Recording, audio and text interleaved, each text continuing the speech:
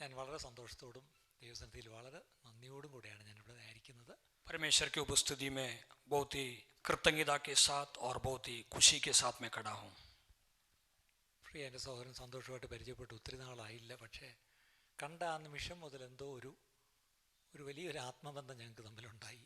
परमेश्वर के दास पास्टर संतोष के साथ बहुत पुराना पहचान नहीं है, फिर भी जब से मुलाकात हुआ है उस समय से लेकर एक निकट आत्मिक संबंध परमेश्वर ने उनके साथ दिया. അതിൻ്റെ ഫലമായിട്ടാണ് ഞാനിന്ന് ആദ്യമായിട്ടാണ് രാജസ്ഥാനിൽ ഞാനിങ്ങനെ ഒരു ശുശ്രൂഷയ്ക്കായിട്ട് വന്നത്.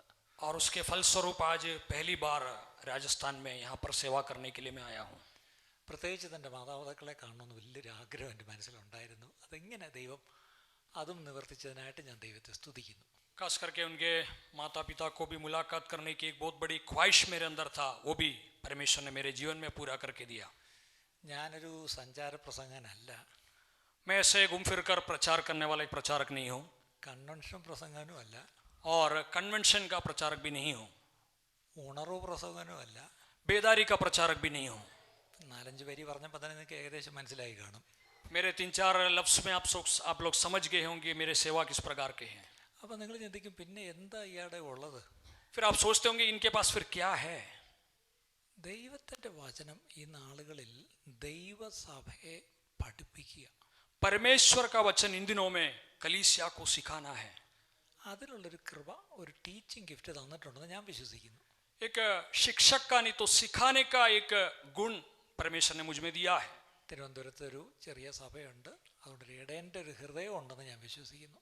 और तिरुवनंतपुरम में एक छोटी सी कलीसिया है, इसलिए एक चरवाहा का हृदय मेरे अंदर है करके विश्वास करता हूँ. ഇന്ന് പ്രത്യേകിച്ച് ഈ സഭയിൽ നിങ്ങളെല്ലാവരും കണ്ടതിൽ ഞാൻ ദൈവത്തെ സ്തുതിക്കുന്നു. നിങ്ങൾക്ക് ആദ്യമേ ഞാൻ എൻ്റെ സ്നേഹവന്ദനം കർത്താവ് യേശു ക്രിസ്തുവിൻ്റെ നാമത്തിൽ ഞാൻ പറയുന്നു. आज इस कलीसिया में आप सभी लोग को देखने के लिए, मिलने के लिए परमेश्वर ने मदद किया, इसलिए सभी को मैं दिल की गहराई से प्रेमी सलाम देता हूँ. വെളുപ്പിന് 3-3:30 എഴുന്നേറ്റ് യാത്ര ചെയ്തിങ്ങനെ വന്നതിൻ്റെ ഒരു ക്ഷീണമുണ്ട്. എനിക്ക് പെട്ടെന്ന് തന്നെ ഡൽഹി വന്നപ്പോൾ എൻ്റെ ശബ്ദം അങ്ങ് പോയി. എന്ത് പറ്റിയെന്ന് എനിക്കും അറിയത്തില്ലായിരുന്നു. और भोर को 3:30 बजे उठकर मेरा सफ़र को शुरू किया. इस वजह से मेरे शरीर में कुछ कमजोरियाँ भी है और गले में थोड़ा खरोच भी है. ഇപ്പം ഇത്രയും ശബ്ദം വന്നതിനായിട്ട് ദൈവത്തിന് സ്തോത്രം. और अब इतना शब्द परमेश्वर ने दिया है, इसलिए परमेश्वर को धन्यवाद देता हूँ. ദയവായി നിങ്ങൾ പ്രാർത്ഥിച്ചുകൊണ്ടിരുന്നാൽ തീർച്ചയായിട്ടും ഇന്ന് നമുക്ക് വേണ്ടുന്ന ദൂത് ദൈവം നമുക്ക് പരിശുദ്ധാത്മാവിലൂടെ ദൈവവചനത്തിലൂടെ നമുക്ക് തരും, ഉറപ്പാണ്.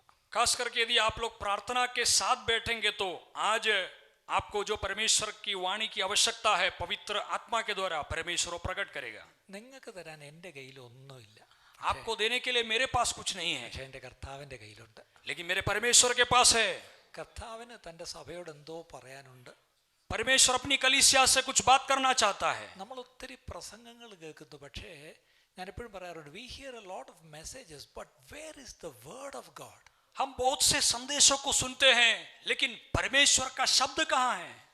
ആത്മാവ് സഭകളോട് പറയുന്നത് ചെവിയുള്ളവൻ കേൾക്കട്ടെ. അതിൻ്റെ അർത്ഥം പരിശുദ്ധ ആത്മാവ് നിരന്തരമായി സഭകളോട് സംസാരിച്ചു കൊണ്ടേയിരിക്കുന്നു. പക്ഷെ നമ്മളത് കേൾക്കുന്നുണ്ടോ ഇല്ലയോ എന്നുള്ളതാണ് പ്രശ്നം.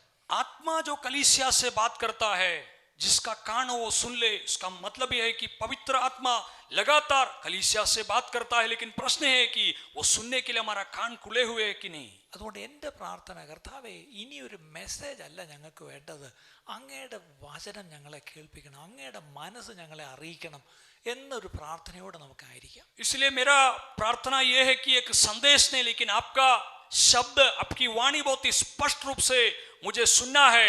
इस मकसद के साथ हम प्रार्थना के साथ बैठेंगे. ഇന്ന് നമ്മളിവിടെ ദൈവസന്നിധിയിൽ വന്ന ആദ്യമേ തന്നെ നമ്മൾ പല പാട്ടുകൾ പാടി നമ്മൾ ദൈവത്തെ പാടി സ്തുതിക്കുകയായിരുന്നു. आज परमेश्वर की उपस्थिति में आकर पहले कुछ गीतों को गाकर हम परमेश्वर की आराधना और महिमा कर रहे थे. ആദ്യത്തെ അരമണിക്കൂർ സ്ലോട്ട് നമ്മൾ സാധാരണ പറയാറുണ്ട് പ്രൈസ് ആൻഡ് വർഷിപ്പ്. पहले का आधा घंटे का समय साधारण तौर से हम कहते हैं स्तुति और आराधना के लिए हम अलग करते हैं. സ്തുതിയും ആരാധന എന്ന് പറയുമ്പോൾ നമ്മൾ അവൻ്റെ വാതിലുകളിൽ സ്തോത്രത്തോടുകൂടെ, നന്ദിയോടെ, എൻ്റർ ഹിസ് ഗേറ്റ്സ് വിത്ത് താങ്ക്സ് ഗിവിംഗ്, നന്ദിയോടുകൂടെ പ്രവേശിച്ച് ദൈവത്തിന് നന്ദി പറയുന്നു. उसके फाटकों में हम धन्यवाद के साथ, कृतज्ञता के साथ प्रवेश करते हैं. പക്ഷേ നമ്മൾ നന്ദി പറഞ്ഞുകൊണ്ട് വാതുക്കെ നിൽക്കുകയല്ല വേണ്ടത്, അകത്തോട്ട് പ്രാകാരത്തിലോട്ട് കിടക്കണം. അത് സ്തുതിച്ചും കൊണ്ട്, അതായത് ദൈവം എന്ത് ചെയ്തു അതിന് സ്തോത്രം, ദൈവം ആരാകുന്നു അവന് സ്തുതി. അതാണ് സ്തോത്രവും സ്തുതിയും.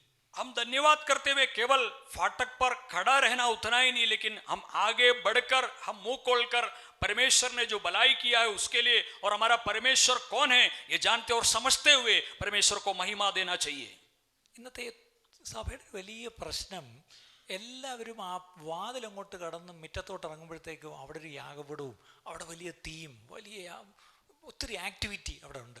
അതിന് ചുറ്റും കടന്ന് ചാടി മറിഞ്ഞ് അങ്ങ് ഇറങ്ങി അങ്ങ് പോകും. आज की एक बड़ी समस्या है कि बाहर निकलते समय में कई कलीसियाओं में बाहर एक वेदी रहता है, वहां पर लोग इकट्ठे होते हैं, बड़ी बोलचाल बड़ी बातचीत वहां पर होते हैं। പഴയ നിയമത്തിൽ നമുക്കറിയാം, മോശയോട് യഹോവ ദൈവം പറഞ്ഞു കൊടുത്ത് സമാഗമന കൂടാരത്തിന്റെ ആ രേഖ കൊടുത്തു, രൂപരേഖ. पुराने नियम में हम जानते हैं मिलाप वाले तंबू को बनाने का वो रूपरेखा, वो नमूना परमेश्वर ने मूसा को प्रकट करके दिया। അപ്പം അതിനൊരു വാതിൽ വഴിയാണ് എല്ലാവരും അകത്ത് കയറുന്നത്, ഒരു ഗേറ്റ്. और उसके लिए एक फाटक है, नहीं तो एक द्वार है, द्वार के द्वारा भीतर प्रवेश करते हैं। ആ ഗേറ്റ് കടന്ന ഉടനെ അവിടെ ഒരു യാഗപീഠമുണ്ട്, അവിടെയാണ് മൃഗങ്ങളെല്ലാം യാഗം കഴിക്കുന്നത്. फाटक में से प्रवेश करते समय वहां पर एक बलिवेदी है, उस बलिवेदी पर सब प्रकार के पशुओं का बलि किया जाता है। ഇന്ന് ഒത്തിരി പേര് ഞായറാഴ്ച ഈ വാതിൽ കടന്ന് അകത്ത് വരും.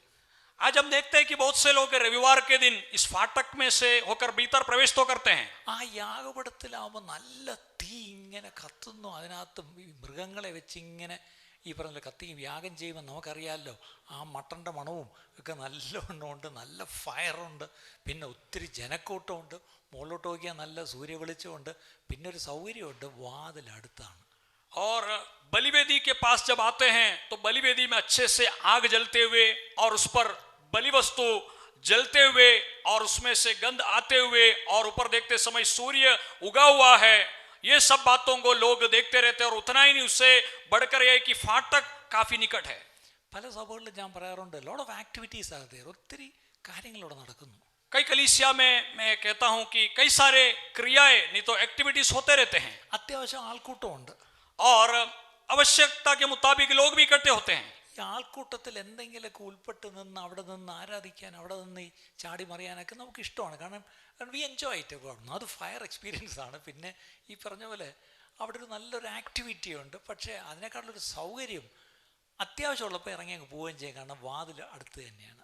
और लोगों की झुंड जब इकट्ठे होते हैं तो वहां पर लोग मिलते हैं, जुलते हैं, नाचते हैं, गाते हैं, आनंद मनाते हैं, कई सारे एक्टिविटीज होता है। और उसके अलावा एक खास बात है कि जब चाहे वहां से निकल कर बाहर जा सकते हैं।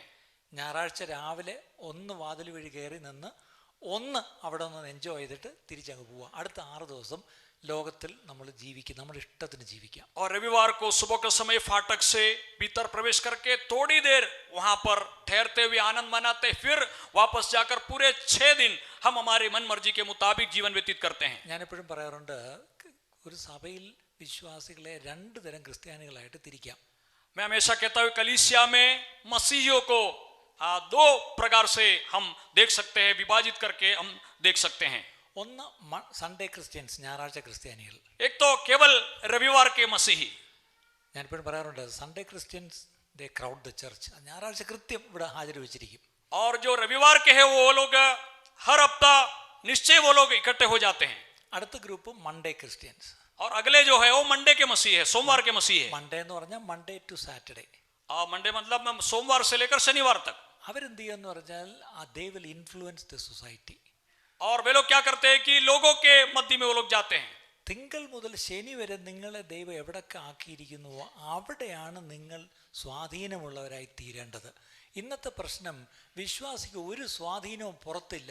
ഞായറാഴ്ച കൃത്യമായിട്ട് അകത്ത് വന്ന് വലിയ ആക്ടിവിറ്റിയാണ്, പക്ഷേ പുറത്ത് തിങ്കൾ മുതൽ ശനി വരെ എവിടെയാണ്, എന്തായിരിക്കുന്നു എന്നുള്ളത് ഒന്ന് ചിന്തിക്കേണ്ട ആവശ്യമുണ്ട്. सोमवार से लेकर शनिवार तक आपका जीवन लोगों के सामने किस प्रकार आपका मसीह जीवन लोगों के मध्य में आकर्षित है, ये मुख्य बात है। लेकिन केवल रविवार के दिन कुछ एक छोटा सा झुंड होकर इकट्ठा होना, थोड़ा आनंद मनाना इतना काफी नहीं है। ഇന്ന് ഈ സഭകളെല്ലാം തന്നെ ഈ സൺഡേ ക്രിസ്ത്യൻസിനെ കൊണ്ട് നിറഞ്ഞിരിക്കുക. आज ये पूरी कलीसियाओं को देखने से केवल रविवार के मसीही होकर इकट्ठे होते हैं। സൺഡേ ചർച്ചിൽ വരണം, വിശുദ്ധ സഭായോഗത്തെ നമ്മൾ എന്തോന്നാ അത് അലക്ഷ്യമാക്കരുത്, അത് ശരിയാണ്.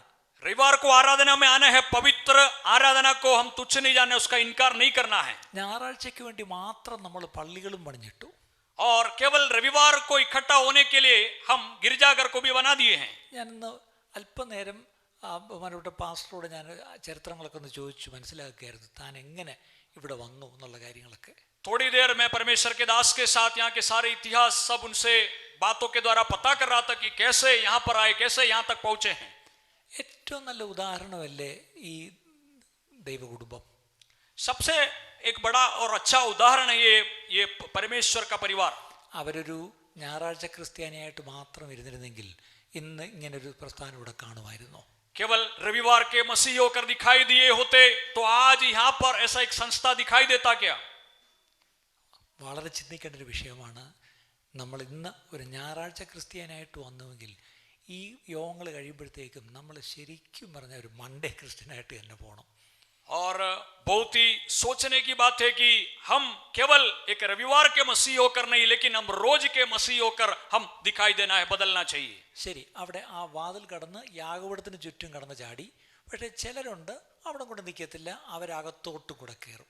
और फाटक से भीतर प्रवेश करते हैं, बलिवेदी के पास आकर थोड़ी देर समय बिताते हैं, लेकिन कुछ लोग हैं, कम लोग हैं जो और थोड़ा भीतर प्रवेश करते हैं। വേദോസ്തവം അറിയാമെന്ന് നമുക്കറിയാം, ഒരു വിശുദ്ധ സ്ഥലവും അതിനപ്പുറം ഒരു തിരശീല, അതിനപ്പുറം ഒരു അതിവിശുദ്ധ സ്ഥലമുണ്ട്. पवित्र शास्त्र के द्वारा हम जानते हैं, थोड़ा आगे बढ़ते हैं तो पवित्र स्थान है, फिर एक पर्दा है, उसके और भीतर अति पवित्र स्थान है। ആ വിശുദ്ധ സ്ഥലത്തേക്ക് കയറിയപ്പം ചെറിയൊരു പ്രശ്നം. കാര്യം അവിടെ ഒത്തിരി പുറത്തെ എക്സൈറ്റ്മെന്റ് അകത്തില്ല. पवित्र स्थान में जब प्रवेश किया तो बाहर जो खुशी मनाना और वो जो आनंद का अनुभव वहां पर नहीं है। പുറത്ത് കിടന്ന് ചാടി അത്രയും പേര് ഇതിനകത്ത് ചാടാനില്ല. और बाहर जितने लोग कूद रहे थे उतने लोग यहाँ पर कूदने के लिए नहीं है। പുറത്ത് നല്ല സൂര്യ വെളിച്ചം ഉണ്ടായിരുന്നു, കാറ്റ് വെളിച്ചമൊക്കെ ഉണ്ടായിരുന്നു. പക്ഷെ അകത്ത് അവിടെ കത്തിച്ചിരിക്കുന്ന വിളക്കിന്റെ വെളിച്ചമേ ഉള്ളൂ. और बाहर अच्छा सूर्य का प्रकाश तो और कई सारी बातें थे, लेकिन अंदर केवल दीवट का प्रकाश है। പുറത്ത് സൺലൈറ്റ്, അകത്ത് കാൻഡിൽ ലൈറ്റ്. बाहर सूर्य का प्रकाश है, भीतर वो दीपक का प्रकाश है। ഇനിയൊരു ചെറിയ പ്രശ്നം, ഗേറ്റ് ഇപ്പം കുറച്ചുകൂടെ ദൂരെയായി. और एक समस्या अभी फाटक और थोड़ा दूर हो गया है। ഈ അകത്ത് വന്നവർ ഞായറാഴ്ച മാത്രമല്ല, ഇടയ്ക്ക് ഇപ്പം നിങ്ങളെ പോലെ ഇടയ്ക്ക് ഉള്ള മീറ്റിങ്ങിനും വന്നു. और ये भीतर आए हुए लोग केवल रविवार के मसीह नहीं है, आप लोग के समान बीच में भी वो लोग परमेश्वर की उपस्थिति में आते हैं। ചർച്ചിലൊരു പ്രത്യേക യോഗം വെച്ചാൽ വരും, ഒരു ഉപവാസം വെച്ചാൽ വരും, അങ്ങനത്തെ കാര്യങ്ങൾക്കെല്ലാം വരും. कलीसिया में एक खास सभा या उपवास प्रार्थना रखने से वे लोग इकट्ठे होते हैं। പ്രത്യേകിച്ച് ഒരു ബൈബിൾ സ്റ്റഡി വെച്ചാൽ വരും. खास करके बाइबल अभ्यास रखने से वो लोग इकट्ठे होते हैं। വിശുദ്ധ സ്ഥലത്ത് അവിടെ കാഴ്ചയപ്പത്തിന്റെ മേശ, നിലവിളക്ക്, ഒരു ധൂപപീഠം, ഇങ്ങനെ കുറച്ച് കാര്യങ്ങളൊക്കെ ഇവിടെ ഉണ്ട്. और ये पवित्र स्थान में दीवट है, फिर रोटी सजाया हुआ मेज है और कुछ बातें वहां पर और हम देखते हैं। പക്ഷേ അവിടെ നിൽക്കാനല്ല നമ്മളെക്കുറിച്ച് ദൈവം ആഗ്രഹിക്കുന്നത്. लेकिन हम केवल वहीं पर रहने के लिए, वहीं तक सीमित रहने के लिए परमेश्वर ने हमें नहीं चुना है। പഴയ നിയമകാലത്ത് ഒരു യഹൂദ പുരുഷൻ, ഒരു യഹൂദ സ്ത്രീ, ഒരു ജാതീയ മനുഷ്യൻ, ഒരു പുരോഹിതൻ, ഒരു മഹാപുരോഹിതൻ, ഇത്രയും പേര് ഒന്നിച്ചു വന്നാൽ ഓരോരോ സ്പോട്ടിൽ ഓരോരുത്തർ നിൽക്കും. पुराने नियम में एक यहूदी पुरुष, एक यहूदी स्त्री, एक अन्य जाति, एक याजक, एक महायाजक आने से वो लोग अपने अपने स्थान पर, नियुक्त किए हुए स्थान पर वो लोग खड़े रहते हैं। ജാതീയനായ മനുഷ്യൻ അങ്ങ് പുറത്ത് നിൽക്കും, एक अन्य जाति व्यक्ति वो बाहर खड़ा रहता है, സ്ത്രീകൾ ഒരു സ്ഥലത്ത് വരും അവിടെ നിൽക്കും. और स्त्रियों को भी खड़े रहने के लिए एक स्थान नियुक्त किया है। സാധാരണ യഹൂദൻ ഒരിടത്ത് വന്ന് നിൽക്കും, सामान्य यहूदी एक जगह खड़े रहते हैं, പുരോഹിതന്മാർ കുറച്ചുകൂടെ മുന്നോട്ട് വരും, और याजक लोग और थोड़े आगे आते हैं। മഹാപുരോഹിതൻ മാത്രം അകത്തോട്ട് പോകും. केवल महायाजक भीतर प्रवेश करता है, അതും വർഷത്തിലൊരിക്കൽ മാത്രം. वो भी केवल वर्ष में एक बार, അതും വിറച്ചുകൊണ്ടാണ് പോകുന്നത്. वो भी कांपते हुए प्रवेश करता है। പക്ഷെ ദൈവത്തിന് സ്തോത്രം, കാൽവറി ക്രൂശിൽ എൻ്റെ കർത്താവ് ഈ കർട്ടനെ മുകളിൽ നിന്ന് താഴേക്ക് അങ്ങ് കീറി. लेकिन परमेश्वर का धन्यवाद हो, कलवारी का क्रूस के द्वारा इस पर्दा को ऊपर से लेकर नीचे तक प्रभु यीशु मसीह ने फाड़ दिया। ഇന്ന് നമ്മളെ എല്ലാവരെയും അവൻ രാജകീയ പുരോഹിത വർഗമാക്കി വെച്ചിരിക്കുന്നു. आज हम सभी को याजकों का समाज और एक पवित्र प्रजा होकर बदल दिया है। ഇന്ന് നമുക്ക് വഴിയിലെങ്ങും വെച്ച് നമ്മളെ ആരും തടയുന്നില്ല. आज हमें मार्ग में कोई भी नहीं रोकता है, പക്ഷെ നമുക്ക് തീരുമാനിക്കാം എത്രടം വരെ വരണം വരണ്ടെന്ന്. लेकिन ये हमें निश्चय करना है कि कहां तक हम प्रवेश करना है। നമുക്ക് നേരെ ആ പിതാവിന്റെ സന്നിധിയിലേക്ക് നമുക്ക് ചെല്ലാനുള്ള പ്രവേശനം, അതിനുള്ള അനുവാദം, അവകാശം ദൈവം നമുക്ക് യേശു ക്രിസ്തുവിലൂടെ നമുക്ക് തന്നിട്ടുണ്ട്. हमें सीधा पवित्र स्थान में प्रवेश करने का वो अधिकार और हक प्रभु यीशु मसीह के द्वारा परमेश्वर ने तैयार करके दिया। പക്ഷെ എൻ്റെ സങ്കടം ആ പഴയ നിയമത്തിലെ ആ ഒരു ആചാരം പോലെ ഇന്ന് പുതിയ നിയമസഭയും ഓരോ സ്റ്റെപ്പ് അവിടെ അങ്ങ് നിൽക്കുകയാണ്. ആ അതിപരിശുദ്ധ സ്ഥലത്തേക്ക് പോയി കർത്താവുമായിട്ട് മാത്രം ഇരിക്കുന്ന ആ ഒരു അനുഭവത്തെയാണ് നമ്മൾ ആരാധന എന്ന് പറയേണ്ടത്. और मेरे जीवन का दुख है कि पुराने नियम के समान आज भी कई लोग अपने अपने एक ठहराए हुए स्थान पर खड़े रहते हैं। वो परम पवित्र स्थान जहां पर परमेश्वर वास करता है, परमेश्वर के निकट आना चाहिए जो वास्तव में आराधना है, उस अनुभव को लोग त्याग देते हैं। മറ്റേത് സ്തോത്രം, वो केवल धन्यवाद है। അത് ഗേറ്റ് കടക്കുമ്പോൾ, वो द्वार से प्रवेश करते समय, പ്രാകാരത്തിൽ മുറ്റത്ത് നിൽക്കുമ്പോൾ സ്തുതി. और जब अंदर आते हैं, आंगन से अंदर, फाटक से अंदर आते हैं तो परमेश्वर की स्तुति। പക്ഷെ എൻ്റെ ചോദ്യം, ആരാധന ഇപ്പൊ എവിടെ? लेकिन मेरा प्रश्न ये है, आराधना कहाँ है? ഇന്ന് ഈ സന്ധ്യയ്ക്ക് ദൈവമക്കളെ നിങ്ങൾ ഓരോരുത്തരോട് പറയുന്നു, നമുക്ക് അവിടെ ഗേറ്റിൽ നിന്നാൽ പോരാ, നമുക്ക് പ്രാകാരത്തിലോട്ട് വന്നു എന്നുള്ള സമാധാനം പോരാ, നമുക്ക് ആദ്യ വിശുദ്ധ സ്ഥലത്ത് നമുക്ക് നമ്മുടെ കർത്താവിനെ ആരാധിക്കണം. आज शाम के समय में आपसे कहना चाहता हूँ, केवल फाटक पर खड़े रहना, फाटक से भीतर प्रवेश करना उतना ही नहीं, अति पवित्र स्थान में परमेश्वर की उपस्थिति में हम सब आना चाहिए। ഉടനെ നമ്മുടെ മനസ്സിലേക്ക് വന്നു, ശരിയാ ആരാധന ഒന്നുകൂടെ നമുക്കൊന്ന് കടുപ്പം കൂട്ടണം. तुरंत हमारे मन में आएगा कि और भी आराधना को जोर देना है, बल देना है। അപ്പൊ നമുക്ക് ഇത്രയും പാട്ട് പോരാ, കുറച്ചുകൂടെ ഒന്ന് പവർ വേണം. നോക്കിയത് इतना गीत काफी नहीं है, और भी गीत गाना है। കീബോർഡ് മാത്രം പോരാ, ഒരു ഡ്രംസും കൂടെ വേണം. केवल कीबोर्ड काफी नहीं है, ड्रम सेट भी होना जरूरी है। ഇതൊക്കെയാണ് നമ്മുടെ മനസ്സിൽ പെട്ടെന്ന് വരുന്നത്. ये सब हमारे मन में तुरंत आता है। ഞാൻ അവിടെയാണ് എൻ്റെ ഒരു വളരെ ഫേവറേറ്റ് ഒരു സബ്ജക്റ്റ്, ദൈവവചനത്തിൽ ഞാൻ ഏറ്റവും കൂടുതൽ പഠിപ്പിച്ചിട്ടുള്ളൊരു വിഷയം ആരാധന എന്നുള്ള വിഷയമാണ്. और मैं पवित्र शास्त्र में से सबसे अधिक बहुत दिलचस्पी रखकर सिखाया हुआ एक विषय है परमेश्वर की आराधना। അതെന്റെ ഹൃദയത്തിലുള്ള കാര്യമാണ്. वो मेरे दिल के अंदर की बात है। അത് പറയും, പ്രസംഗിക്കുകയും പഠിപ്പിക്കുകയും ചെയ്യുമ്പോൾ ഞാനല്ലാതാവും. वो जब मैं सिखाता हूँ, प्रचार करता हूँ, तो मैं खुद को भूल जाता हूँ। ചിലപ്പോഴെങ്കിലും മുന്നോട്ട് പിന്നെ പ്രസംഗിക്കാൻ കഴിയാത്ത അവസ്ഥ വന്നിട്ടുണ്ട്. और कई बार आगे बढ़कर प्रचार नहीं कर पाता, वैसा हालत हुआ है। എൻ്റെ ആഗ്രഹവും പ്രാർത്ഥനയും, കർത്താവേ ഞങ്ങളെ സത്യ ആരാധകരാക്കണമേ. Make us true worshippers Lord. मेरा आग्रह और प्रार्थना है कि हमें सच्चे आराधकों कर बदलना है। കാര്യം യേശു ശമരിയക്കായ സ്ത്രീയോട് എന്താ പറയുക? My father is looking for true worshippers. यीशु ने सामरी स्त्री से कहा, मेरा पिता सच्चे आराधकों को ढूंढता है। ആത്മാവിലും സത്യത്തിലും ആരാധിക്കുന്ന സത്യ നമസ്കാരികളെയാണ് എൻ്റെ പിതാവ് നോക്കിക്കൊണ്ടിരിക്കുന്നത്. आत्मा में और सच्चाई में आराधना करने वाले सत्य आराधकों को परमेश्वर ढूंढ रहा है। ഇന്ന് രാത്രി നമ്മളോട് ചോദിക്കണം, ഞാൻ ആത്മാവിൽ സത്യത്തിലും ആരാധിക്കുന്ന ഒരു സത്യ ആരാധകനാണോ, ഒരു സത്യ നമസ്കാരിയാണോ, ട്രൂ വർഷിപ്പർ ആണോ എന്നൊരു ചോദ്യം നമ്മോട് ചോദിക്കണം. आज रात के समय में अपने आप से एक प्रश्न पूछना है, क्या मैं सचमुच आत्मा में और सच्चाई में परमेश्वर की आराधना करने वाला एक सच्चा आराधक हूं क्या? ഇടത്തും വലത്തും ഇരിക്കുന്ന ആളെ നമ്മൾ വിധിക്കണ്ട. दाएं बाएं बैठे हुए लोगों को हम ना देखें, ആത്മാർത്ഥമായിട്ട് നമുക്ക് നമ്മോട് ചോദിക്കാം, हम खराई से हमारे दिल को पूछे, am I a true worshipper? क्या मैं एक सच्चा आराधक हूं? നമ്മൾ ഇന്ന് വിളിക്കുന്ന പേരാണ് I am a believer, आज हम हमें एक विश्वासी करके बुलाते हैं। I am a church member, मैं कलीसिया का एक अंग हूं, I am a Christian. मैं एक मसीही हूं। പക്ഷേ ബൈബിളിൽ ഈ പേരുകളൊന്നുമില്ല. ബൈബിളിലുള്ളത് ശിഷ്യൻ എന്നൊരു പേരാണ്. लेकिन पवित्र शास्त्र में ये कोई भी नाम नहीं है, केवल शिष्य नहीं तो चेला। ആ ശിഷ്യന്മാരുടെ കൂട്ടത്തിനാണ് സഭ എന്ന് പറയുന്നത്. और चेलों का जो झुंड है उसे कलीसिया कहते हैं। ആ ശിഷ്യന്മാരെയാണ് ലോകത്തിൽ ദൈവം ഒരു പ്രത്യേക ഉദ്ദേശത്തോടുകൂടി വെച്ചിരിക്കുന്നത്. उन चेलों को जगत में परमेश्वर ने एक बड़ा उद्देश्य के साथ रखा है। ഇന്ന് ചർച്ചുകളെല്ലാം മെമ്പേഴ്സിനെ കൊണ്ട് നിറഞ്ഞു. ഈ മെമ്പേഴ്സ് ഒന്ന് ശിഷ്യന്മാരായിട്ടൊന്ന് മാറിയിരുന്നെങ്കിൽ ഈ ഭാരതം ഇങ്ങനെ ആയിരിക്കത്തില്ല. आज कलीसिया पूरा लोगों से केवल अंगों से भर गया है, लेकिन यदि वे लोग चेले बन जाते तो आज का ये भारत ऐसा नहीं रहता। ഭാരതത്തിൽ മുന്നോട്ടുള്ള ദിവസങ്ങളിൽ എന്തു തന്നെ സംഭവിക്കട്ടെ, പക്ഷെ ഞാൻ വിശ്വസിക്കുന്നു ഭാരത സഭ എഴുന്നേറ്റ് കർത്താവിന്റെ സാക്ഷിയായി തീരും. आने वाले दिनों में भारत में कुछ भी क्यों ना हो, मैं विश्वास करता हूं कि भारतवर्ष में कलीसिया उठकर खड़े होकर गवाही देंगे। അതെത്ര പേര് വിശ്വസിക്കുന്നു? कितने लोग इस बात को विश्वास करते हैं? ഞാൻ ആത്മാർത്ഥമായിട്ട് ഞാൻ പറയുന്നു, ഭാരതത്തിലെ സഭ എഴുന്നേൽക്കുമെങ്കിൽ, ഭാരത സഭയെക്കുറിച്ച് ചില പ്രവചന ദൂതുകൾ ദൈവം ഭാരത സഭയ്ക്ക് പറഞ്ഞിട്ടുണ്ട്. അത് എത്രത്തോളം നിങ്ങൾക്ക് അറിയാമെന്ന് അറിയത്തില്ല, പക്ഷേ ഒന്നെനിക്കറിയാം, ദൈവം വാക്കു പറഞ്ഞാൽ മാറുന്നവനല്ല, ദൈവം കള്ളം പറയുന്നവനല്ല. If he has said something about the church in India, definitely it will come to pass in the coming days. വരും നാളുകളിൽ അത് സംഭവിക്കുക തന്നെ ചെയ്യും. मैं सच्चे दिल के साथ कहता हूं, यदि भारत में कलीसिया खड़े होंगे तो कलीसिया के द्वारा परमेश्वर बड़े बड़े कामों को करेगा। मैं एक बात को विश्वास करता हूं, परमेश्वर ने कुछ कहा है कलीसिया के बारे में तो अवश्य ही वो उसे पूरा करेगा। ലോക രാഷ്ട്രങ്ങളിൽ നിന്ന് അനേകർ ഭാരതത്തിലെ സഭയിൽ നിന്ന് കണ്ടു പഠിക്കാനായി അല്ലെങ്കിൽ പരിശീലിക്കപ്പെടുവാനായി സജ്ജമാക്കപ്പെടുവാനായി ലോക രാഷ്ട്രങ്ങൾ ഭാരതത്തിലേക്ക് വരും. അവർ ഭാരതത്തിൽ ടൂറിസത്തിന് വരുന്നതല്ല, അവർ മറ്റൊന്നും കണ്ടു പഠിക്കാൻ വരുന്നതല്ല, ഭാരത സഭയെ കണ്ട് ചിലത് കാര്യങ്ങൾ പഠിക്കുവാനായി വരും. എത്ര പേരത് വിശ്വസിച്ചു രാമയം പറയും? आने वाले दिनों में भारत की कलीसिया को देखकर भारत के अंदर विदेश से बहुत सारे लोग, राज्य से बहुत सारे लोग भारतवर्ष के अंदर आएंगे, केवल देश का दौरा करने के लिए, सफर करने के लिए नहीं, भारत के कलीसिया और मसीहों को देखकर बहुत सी बातों को सीखने के लिए बहुत से लोग भारत के अंदर आएंगे. ഞാൻ ഇന്നത് വിശ്വസിക്കുന്നു. അത് വർഷങ്ങളായി വിശ്വസിച്ച് പ്രാർത്ഥിച്ച് സ്തോത്രം ചെയ്യുന്ന ഒരു വ്യക്തിയാണ്.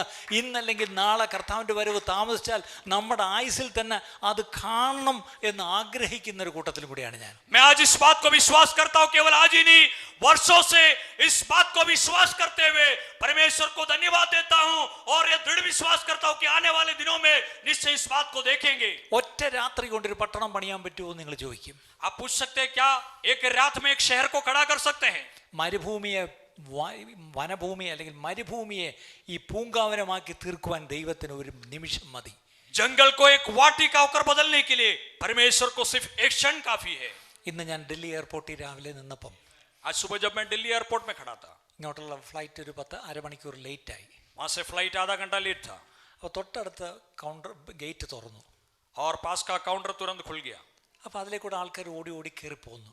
वहां से लोग दौड़ते हुए अंदर जा रहा था. അപ്പം ഞാൻ നോക്കിയത് എങ്ങോട്ട് പോകുന്ന ഫ്ലൈറ്റ് ആയത്? मैंने देखा कि ये फ्लाइट कहाँ जाने वाला है. അയോധ്യ ഇന്റർനാഷണൽ. अयोध्या इंटरनेशनल. കഴിഞ്ഞ വർഷം ഈ സമയം ഒരു ഇന്റർനാഷണൽ എയർപോർട്ട് അവിടെ ഉണ്ടായിരുന്നു. पिछले साल क्या वहां पर कोई इंटरनेशनल एयरपोर्ट था? ഒരു ക്ഷേത്രം വന്നപ്പോൾ ഒരു ഇന്റർനാഷണൽ എയർപോർട്ട് വന്നെങ്കിൽ ദൈവസഭയായാൽ മതി. എവിടൊക്കെ ദൈവമക്കളും ദൈവസഭയുണ്ടോ അവിടെ എല്ലാം ഈ പറഞ്ഞ ഇന്റർനാഷണൽ എയർപോർട്ട് ആവും ഞാൻ വിശ്വസിക്കുന്നു. एक मंदिर आया तो एक इंटरनेशनल एयरपोर्ट वहां पर बनाया गया. यदि कलीसिया सचमुच परमेश्वर की कलीसिया होकर बदल जाएगा तो क्या कुछ नहीं होगा. ഹല്ലേലൂയ. ഇവിടെ ഇപ്പോൾ ഇലക്ട്രിക് ലൈൻ ഇട്ടുകൊണ്ടിരിക്കുന്നത് കേട്ടു. ഇടട്ടെ. കാര്യം ഈ ലൈനിലൂടെ ആയിരങ്ങൾ പതിനായിരങ്ങൾ വന്ന് ദൈവപ്രവൃത്തി കണ്ട് അവർ ചിലത് മനസ്സിലാക്കുക. इलेक्ट्रिक लाइन लगाया जा रहा है, वो काम चलने दो. इसमें से हजारों लोग आकर परमेश्वर के कार्यों को आने वाले दिनों में देखने जा रहा है. റോമക്കാരുടെ കാലത്ത് തന്നെ യേശു വന്ന് ജനിച്ചു മരിച്ചു അടക്കപ്പെട്ടു ഉയർത്തെഴുന്നേറ്റ് ഇതെല്ലാം ആ കാലഘട്ടം തന്നെ ദൈവം തിരഞ്ഞെടുത്തതിന് കാര്യം എന്താണെന്നറിയാമോ? रोमियो के समय में प्रभु यीशु मसीह आकर जिया, मरकर और गाड़ा गया और जी उठा, ये सब उसी समय में होने का कारण क्या था? അന്ന് ഏറ്റവും വലിയൊരു ഗുണം റോമിൽ നിന്ന് റോഡുകൾ ഉണ്ടായിരുന്നു, വഴികൾ ഉണ്ടായിരുന്നു. അതുകൊണ്ട് ഈ സുവിശേഷം പെട്ടെന്ന് പോയി.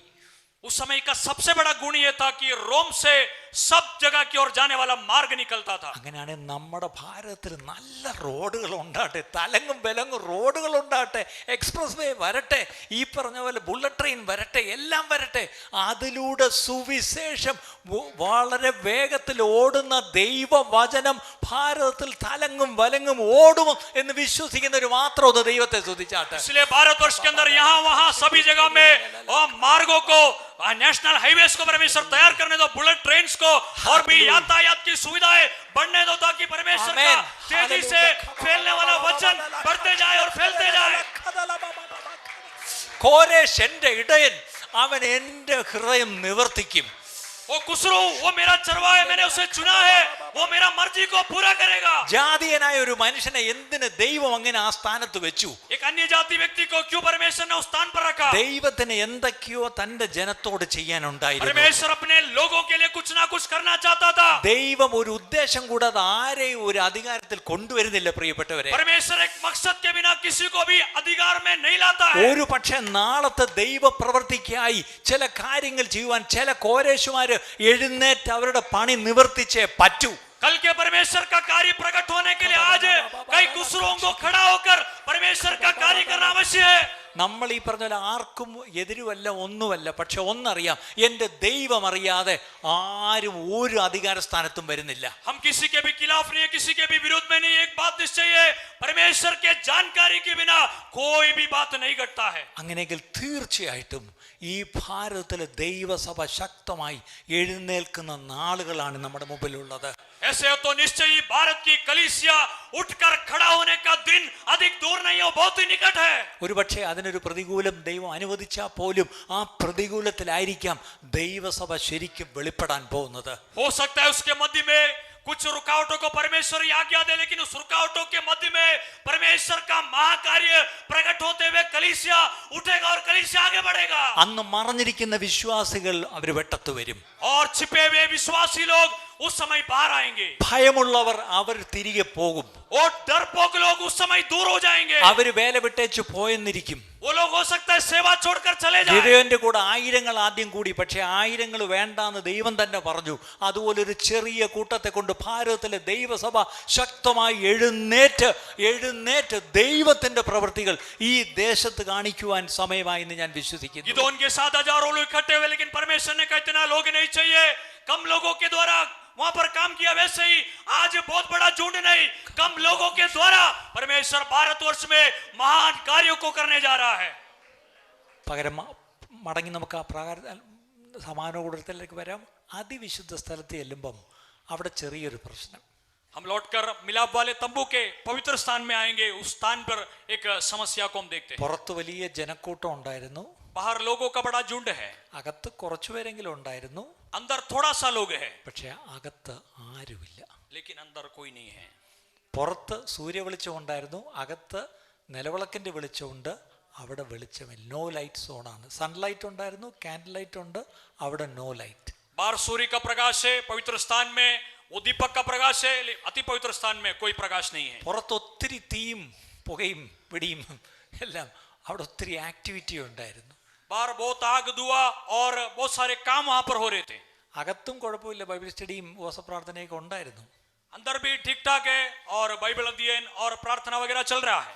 പക്ഷെ അകത്ത് ഈ പറഞ്ഞ പരിപാടികളൊന്നും വലുതായിട്ടില്ല. लेकिन सबसे भीतरी स्थान में कोई भी काम नहीं हो रहा है. വെളിയിലായിരുന്നു ഗേറ്റ് അടുത്താണ്, എപ്പം വേണേലും മുങ്ങാം. പക്ഷേ അകത്താണേലും കുഴപ്പമില്ല, ഇറങ്ങിപ്പോവാം. പക്ഷെ അകത്ത് ചെന്ന് പെട്ടുപോയാൽ പെട്ടു, പിന്നെ ഊരി പോകാൻ പറ്റത്തില്ല. बाहर था तो एक बात अच्छा था कि फाटक निकट है, इसलिए जल्दी बाहर जा सकता था, और अंदर भी ठीक था कि जल्दी से बाहर जा सकते, लेकिन सबसे भीतर आने से बहुत मुश्किल है, अंदर फंस जाते हैं. പക്ഷെ അകത്ത് പോയാലുള്ള ഗുണം എന്താണെന്നറിയാമോ? लेकिन सबसे भीतर जाने से उसका फायदा क्या है? അവിടെ ഞാൻ അകത്ത് കയറി ചെന്ന വേറൊരാളേ ഉള്ളൂ, ദൈവം മാത്രമേ ഉള്ളൂ. वहां पर उस अति पवित्र स्थान में जाने से वहां पर और कोई नहीं है, मैं और केवल मेरा परमेश्वर. ആ ദൈവത്തോട് ചേർന്നിരിക്കാൻ എനിക്ക്, वो परमेश्वर के साथ में मिलकर रह सकता हूं. ആ ദൈവവും ഞാനും ചേർന്നിരിക്കുമ്പോൾ അവിടെ പറയുന്നൊരു വാക്കുണ്ട്, ഇൻറ്റിമസി. അത് പുറത്തെനിക്ക് അല്ലാതെ എനിക്ക് അനുഭവിക്കാൻ കഴിയത്തില്ല. അത് ഞാനും എൻ്റെ ദൈവവുമായിട്ട് മാത്രമുള്ളൊരു ബന്ധമാണ്. അതിനെയാണ് നമ്മൾ ഈ ആരാധന എന്ന് പറയുന്നത്. वहां पर अति पवित्र स्थान में जब मैं और मेरा परमेश्वर अकेला रहता है तो परमेश्वर से लिपट जाने का एक अनुभव है, लेकिन बाहर वो अनुभव नहीं रहता है. लेकिन ये परमेश्वर से लिपट जाना नहीं तो मिल जाने का वो अनुभव, उसी अनुभव को आराधना कहते हैं. അവിടെ ഒരു ആക്ടിവിറ്റിയും വേണ്ട, वहां पर और कोई एक्टिविटी की जरूरत नहीं അവിടെ है, വേറെ ഒരു ആളും എനിക്ക് വേണ്ട. वहां पर और किसी की आवश्यकता नहीं है. അവിടെ ഞാനും എൻ്റെ ദൈവവും ആദ്യം. वहां पर मैं और मेरा केवल मेरा परमेश्वर. ഇന്ന് നമ്മുടെ വിശ്വാസികളുടെ പ്രശ്നം, അവർക്ക് അങ്ങനെ ദൈവവുമായിട്ട് മാത്രം ഒരു ബന്ധമില്ല.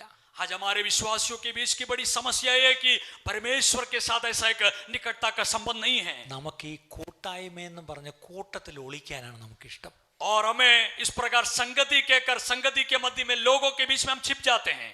പക്ഷേ അവിടെ പോയിരിക്കുമ്പം അവിടെ ഇരുന്ന ആ സന്തോഷം അനുഭവിച്ചാൽ പിന്നീട് അവർക്ക് ഇതൊന്നും വിഷയമല്ല. अंदर जाकर अति पवित्र स्थान में उस आनंद को, संबंध को एक बार अनुभव करने से फिर बाहर का और कोई संबंध और आनंद हमें नहीं चाहिए. ഇനി ഞാൻ ഒരു കാര്യം കൂടെ പറയാം. അവിടെ ദൈവത്തിൻ്റെ മുഖം കണ്ട് അവിടെ ചെന്നിരിക്കുമ്പം അവിടെ ഞാൻ പാടുക ഒന്നും വേണ്ടെന്നേ.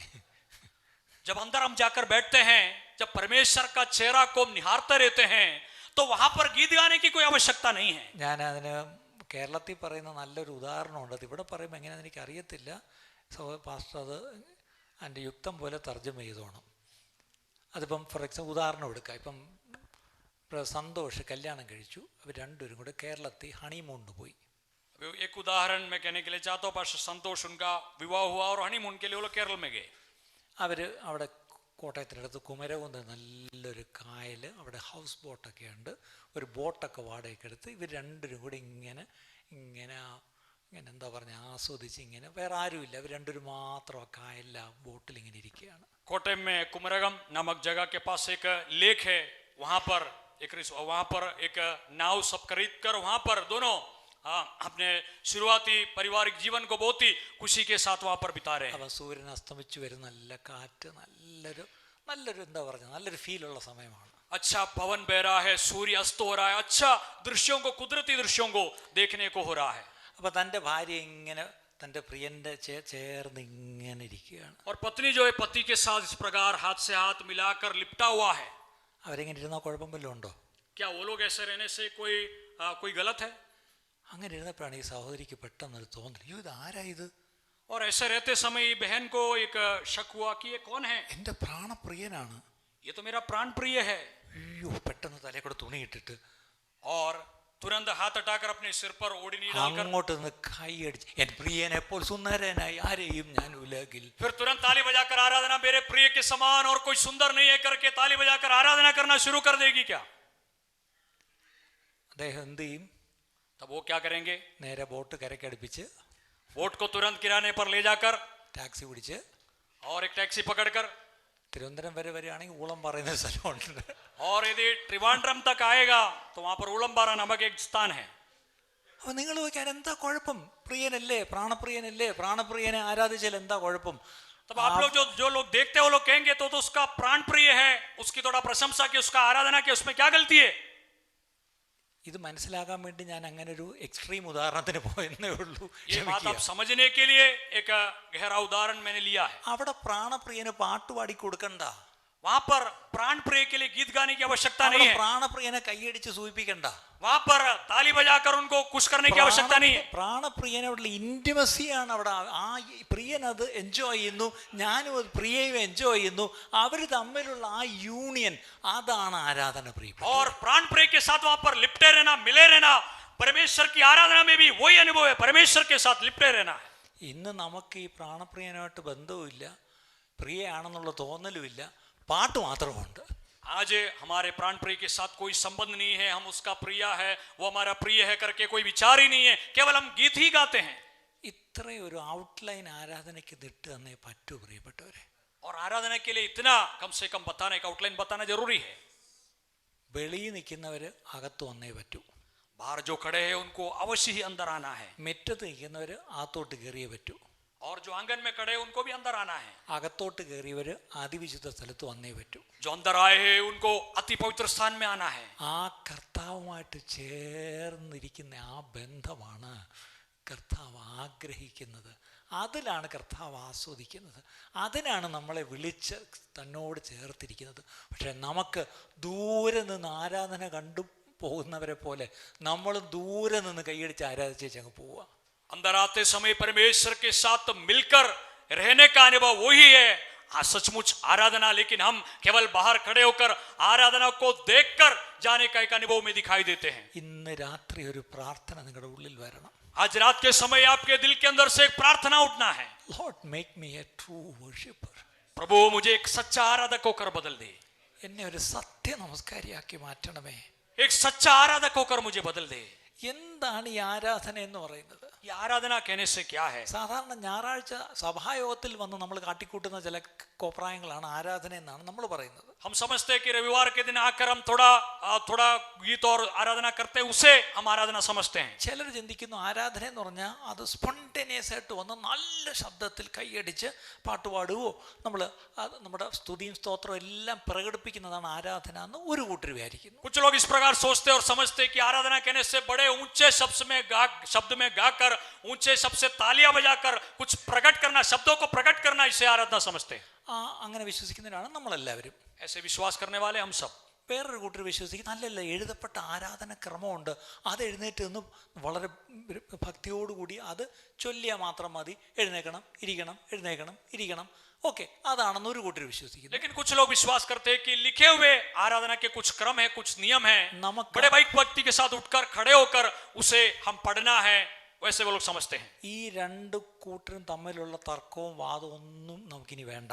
ये दोनों के बीच के जो वाद विवाद ये सब हमें नहीं चाहिए. ആരാധന എന്ന് ബൈബിളിൽ ഉണ്ടെങ്കിലും അവിടെ ഒരു പ്രിസ്ക്രൈബ്ഡ് ഓർഡർ ഓഫ് സർവീസ് ആരാധനയ്ക്ക് ബൈബിളിൽ കൊടുത്തിട്ടില്ല. आराधना करके दिया है लेकिन उसको स्पष्ट रूप से प्रकट नहीं किया गया है. പക്ഷേ സത്യ ആരാധന, സത്യ നമസ്കാരവും നമ്മൾ നേരത്തെ കേട്ടു. लेकिन पहले हमने सुना कि सच्चे आराधक, അവിടെ ശമര്യക്കാരത്തി സ്ത്രീയോട് യേശു പറഞ്ഞത് യോഹന്നാൻ 4 നമുക്കറിയാം, സത്യത്തിലും ആത്മാവിലും ആരാധിക്കുന്ന നാഴിക വരുന്നു വന്നുമിരിക്കുന്നു എന്നാണ് പറഞ്ഞത്. यूहन्ना का सुसमाचार 4 अध्याय में प्रभु यीशु मसीह सामरी स्त्री से कहता है, आत्मा में और सच्चाई में आराधना करने का समय आ रहा है, नहीं तो आ गया है करके कहा. അപ്പം അവിടെ സത്യത്തിൽ ആരാധിക്കുക, सच्चाई से परमेश्वर की आराधना करना, വർഷിപ്പ് ഇൻ ട്രൂത്ത്, എന്താണ് എൻ്റെ അർത്ഥം? सच्चाई से आराधना करना है उसका अर्थ.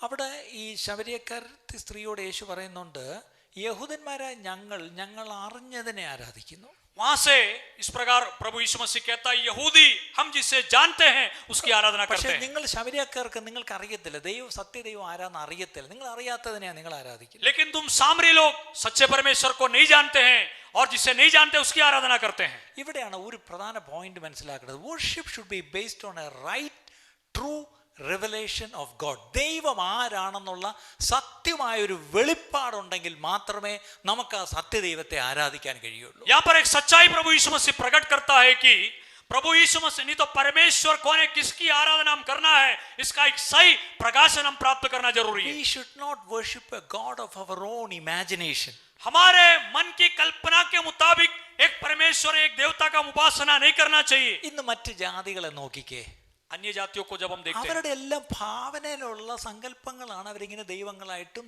മൂർത്തികളായിട്ടും ദേവന്മാരും ദേവതമാരുമായിട്ടൊക്കെ വരച്ചും ഉണ്ടാക്കിയൊക്കെ വെച്ച് അവരുടെ സങ്കല്പത്തിൽ അവരങ്ങ് ആരാധിക്കുക. ശരിയല്ലേ?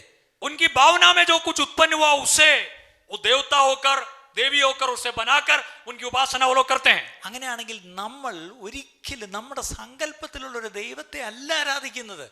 वैसे तो हम हमारे भावनाओं में जो आते हैं वैसा एक परमेश्वर का, ये देवता की उपासना हम नहीं करते हैं. സത്യ ദൈവം തന്നെ ഈ വചനത്തിലൂടെ വെളിപ്പെടുത്തി തന്നു. വചനം ജഡമായി വന്ന യേശു ക്രിസ്തുവിനെ പരിശുദ്ധാത്മാവ് നമുക്ക് വെളിപ്പെടുത്തി തന്നു.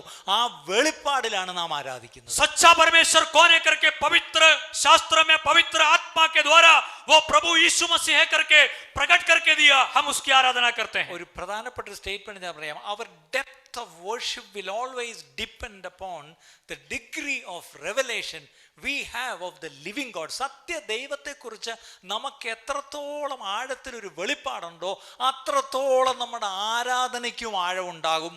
सच्चे परमेश्वर के बारे में जितना गहराई से हम प्रकाशन को प्राप्त करते हैं, हमारी आराधना भी उसी परमेश्वर के प्रति अति गहरा होगा.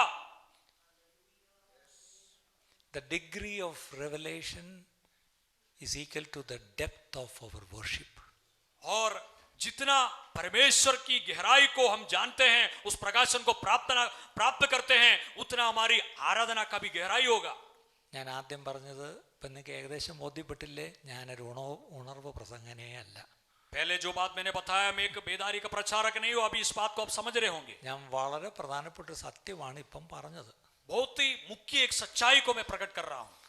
മിനിമം ആത്മാവിലാവാ അത് മതി. കാര്യം the degree of revelation I have from the word about the living God, അതിനനുസരിച്ച് എൻ്റെ ആരാധനയുടെ ഡെപ്ത്. ഇന്നത്തെ പ്രശ്നം ഡെപ്ത് ഇല്ല, ആ പ്രശ്നം ആഴമില്ല. വെറും ഒരു സർഫസ് ലെവൽ ഒരു ബഹളം മാത്രമേ ഉള്ളൂ നമുക്കൊക്കെ. परमेश्वर के बारे में पवित्र शास्त्र के द्वारा गहरा प्रकाशन मेरे जीवन में होने से मेरी आराधना की गहराई भी उतना अधिक होगा. लेकिन वो गहराई हमारे जीवन में नहीं, केवल ऊपर का एक अनुभव हमारे जीवन में दिखाई देते हैं. ഒരു സ്റ്റേറ്റ്മെന്റ് കൂടെ പറയാം. एक और बात, യഥാർത്ഥ ആരാധന is always a human response to a divine initiative. അതായത് ഇങ്ങോട്ട് ദൈവം ഒരു ഇനിഷ്യേറ്റീവ് എടുത്താണ് നമ്മുടെ അടുത്തേക്ക്, ഭൂമിയിലേക്ക്, മനുഷ്യനിലേക്ക് ദൈവം തന്നെ വെളിപ്പെടുത്തുകയായിരുന്നു. और सच्ची आराधना जो है वो ये कि सचमुच परमेश्वर जो है एक अपना कदम सर्वप्रथम अपना कदम आगे रखते हो, नहीं तो पहले मनुष्य के लिए अपने आप को प्रकट करता है. And it's never merely a human action to attract divine attention. അതായത് ദൈവത്തിൻ്റെ അറ്റൻഷൻ പിടിച്ചു പറ്റാൻ വേണ്ടി താഴെ മാനുഷികമായിട്ട് നമ്മൾ ചെയ്യുന്ന എന്തെങ്കിലും പ്രവൃത്തിയല്ല ആരാധന. परमेश्वर के ध्यान को हमारी ओर खींचने के लिए इस धरती पर रहते हुए हमारे द्वारा करने वाला कोई कार्य नहीं है. ഇന്ന് മനുഷ്യരെ നോക്കിയേ, അവർ ദൈവത്തിൻ്റെ അറ്റൻഷൻ പിടിക്കാൻ വേണ്ടി അവർ താഴെ നിന്ന് എന്തൊക്കെ ആക്ഷനാണ് കാണിക്കുന്നത്. संसार के लोगों को देखे, परमेश्वर का ध्यान उनके ऊपर केंद्रित किया जाने के लिए इस दुनिया में रहते हुए क्या क्या बातें वो लोग करते हैं. നമ്മുടെ ദൈവത്തിൻ്റെ അറ്റൻഷൻ നേടാൻ വേണ്ടി നമ്മൾ താഴെ നിന്ന് ഒരു ആക്ഷനും കാണിക്കണ്ട.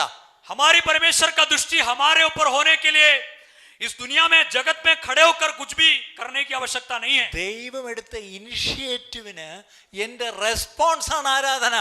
लेकिन परमेश्वर ने कदम उठाया है कि वो हम पर प्रकट करे, हम उसको उसका आदर करे, सम्मान करे, यही है आराधना. നിങ്ങൾ എത്ര ഹല്ലേലൂയ പറഞ്ഞില്ലേലും എനിക്ക് ഒരു സങ്കടവും വരത്തില്ല. आप കാര്യം कितना भी ഞാൻ ഇതൊന്നും പറയുമ്പോൾ എങ്ങും ആരും ഹല്ലേലൂയ പറയാറില്ല. मैं कितना भी आप लोग कितना भी हालेलुया ना बोले, इससे मुझे कुछ नहीं, क्योंकि ये सब बातें मैं जहां भी बताता हूं लोग ऐसे धन्यवाद नहीं करते हैं. വല്ലവരും വല്ല ശീലം വെച്ച് ഹല്ലേലൂയ പറഞ്ഞു തുടങ്ങിയാലും ഇതൊക്കെ പറയുമ്പോഴത്തേക്ക് കേൾക്കുമ്പോഴത്തേക്ക് ഉള്ള ഹല്ലേലൂയയും കൂടെ പോകും. और कुछ लोग आदत के द्वारा स्तुति और हालेलुया कहते हैं, लेकिन ये सब सुनने के बाद फिर सब बंद हो जाते हैं. അവിടെ നിങ്ങൾ ദയവ് ചെയ്ത് എന്നെ സൂചിപ്പിക്കാൻ വേണ്ടി ആരും ഒരു ഹല്ലേലൂയ ഒന്നും പറയണ്ട. ഞാൻ ഈ പറയുന്നത് ദൈവവചനമാണെന്നുള്ള നല്ല ബോധ്യം എനിക്കുണ്ട്. പരിശുദ്ധാത്മാവാണ് ഇവിടെ പ്രവർത്തിക്കുന്നത്. നിങ്ങളുടെ ഉള്ളങ്ങളിലേക്ക് പരിശുദ്ധാത്മാവ് അത് ആഴത്തിൽ ഇറക്കി തരുമെന്ന് എനിക്ക് നല്ല ഉറപ്പാണ്. ഞാൻ പ്രാർത്ഥിച്ചൊരുങ്ങിയാണ് വന്നിരിക്കുന്നത്. എൻ്റെ പിന്നിൽ ഒരു വലിയ സമൂഹം എൻ്റെ നാട്ടിൽ പ്രാർത്ഥിച്ചുകൊണ്ടിരിക്കുക ഇപ്പോൾ ഈ വൈകിട്ട് ഈ യോഗത്തിന് വേണ്ടി. इसलिए मेहरबानी करके कोई भी मुझे कुछ करने के लिए हालेलुया कुछ भी कहने की आवश्यकता नहीं है. मुझे निश्चय है परमेश्वर का वचन, परमेश्वर का आत्मा मेरे द्वारा स्पष्ट रूप से बात कर रहा है, और परमेश्वर का वचन आपके गहराई में परमेश्वर का आत्मा उतारेगा. मेरे पीछे एक बड़ा समूह केरल में बैठकर प्रार्थना कर रहे, उतना ही नहीं, मैं भी बहुत प्रार्थना के साथ तैयारी के साथ यहाँ पर खड़ा हूँ. അതുകൊണ്ട് ബിബ്ലിക്കൽ വർഷിപ്പ് വചനപ്രകാരമുള്ള ആരാധന എന്ന് പറഞ്ഞാൽ will always depend upon the outpouring of our hearts in response to a realization of who God is. ദൈവം ആരാണെന്നുള്ള ബോധ്യത്തിൽ ഉള്ള എൻ്റെ ആരാധനയാണ് ഈ പറഞ്ഞ ആത്മീക ആരാധന. इसलिए परमेश्वर के वचन के मुताबिक नहीं तो जो आत्मिक आराधना है वो ये है कि परमेश्वर कौन है करके हम जानने के बाद सचमुच हमारे दिल को नहीं तो हमारे जीवन को परमेश्वर के सम्मुख में उंडेल देने का एक अनुभव है. എൻ്റെ ദൈവം ആരെന്ന് അറിഞ്ഞ് ആ ദൈവത്തെ ആരാധിക്കുമ്പം അവിടെ ചില റെസ്പോൺസും സ്വർഗത്തിൽ നിന്നുണ്ടാവും. मेरा परमेश्वर कौन है करके मैं जानते हुए समझते हुए जब परमेश्वर की मैं आराधना करता हूं तो परमेश्वर अपना कार्य वहां से प्रकट करता है. അത് പഴയ നിയമത്തിൽ ഒരു സംഭവം നിങ്ങൾക്ക് ഓർമ്മ വരുന്നുണ്ടോ? पुराने नियम का एक घटना आपको स्मरण आता है. ഒരു മലയിൽ രണ്ട് കൂട്ടർ അപ്പുറം അപ്പുറം നിന്നു. രണ്ട് കൂട്ടരും അപ്പുറം അപ്പുറം ഒരു യാഗപീഠം പണിഞ്ഞു. രണ്ട് കൂട്ടരും മൃഗങ്ങളെ അതിനകത്ത് കണ്ടിച്ചു വെച്ചു. എന്നിട്ട് എന്ത് ചെയ്തു? ഒരു കൂട്ടർ രാവിലെ തൊട്ട് വൈകുന്നേരം വരെ അട്രാക്ട് ചെയ്യാണ് ദൈവത്തെ. और दो पहाड़ पर दो अलग अलग जाति के लोग खड़े हैं, बीच में एक बलिवेदी बनाकर बलि वस्तु को रखकर उसमें एक झुंड जो है सुबह से लेकर शाम तक आग उतरने के लिए प्रार्थना कर रहे हैं. അവർ രാവിലെ തൊട്ട് വൈകുന്നേരം വരെയും ആരാധിച്ചു. सुबह से लेकर शाम तक वे लोग आराधना कर रहे थे. അവർ ക്ഷീണിച്ചല്ലാതെ ഒന്നും സംഭവിച്ചില്ല. वो लोग थक गए, उसके अलावा वहां पर कुछ नहीं हुआ. നമ്മളും ആരാധിച്ച് ക്ഷീണിച്ചു. हम भी आराधना करते करते थक जाते हैं. പക്ഷെ അപ്പുറത്തൊരു മനുഷ്യൻ, लेकिन वहां पर नजदीक में एक व्यक्ति, അയാൾ ഒരു ബഹളവും വെച്ചില്ല. उसने कोई हल्ला नहीं किया. അയാൾ ദൈവത്തിന്റെ അറ്റൻഷൻ പിടിക്കാൻ വേണ്ടി ഒന്നും ചെയ്തില്ല. परमेश्वर का ध्यान केंद्रित करने के लिए उसने कुछ नहीं किया. അദ്ദേഹത്തിന് ഈ ദൈവം തന്നെ തന്നെ വെളിപ്പെടുത്തി കൊടുത്തിരുന്നു. और उसके सामने परमेश्वर ने खुद को अपने आप प्रकट करके दिया. വെളിപ്പെടുത്തി കിട്ടിയ ആ ദൈവത്തെ താൻ സ്നേഹിച്ചു, ആരാധിച്ചു, ആ ദൈവത്തോട് പ്രാർത്ഥിച്ചു. प्रकट करके प्रकट किया हुआ वही परमेश्वर को उसने प्रेम किया और उसकी आराधना किया, उसको ऊंचा किया. അവിടെ നിന്നൊരു കൊച്ചു പ്രാർത്ഥന പ്രാർത്ഥിച്ചു. एक छोटा सा प्रार्थना किया. സ്വർഗത്തിൽ നിന്ന് തീ ഇറങ്ങി ഉത്തരം തയ്ച്ചു. स्वर्ग से आग उतर कर जवाब दिया. ഇന്ന് ഇതുപോലെ സ്വർഗത്തിൽ നിന്ന് തീ ഇറക്കുന്ന ഏലിയാവുമാരെയാ വേണ്ടിയത്. आज इस प्रकार स्वर्ग से आग को उतरवाने वाला एलिया को परमेश्वर चाहता है। അപ്പുറത്ത് വലിയ യാഗപീഠം ഉണ്ടാക്കി രാവിലെ മുതൽ വൈകുന്നേരം വരെയും സന്ധ്യ വരെയും നിലവിളിക്കട്ടെ ഭാരതം മുഴുവനും.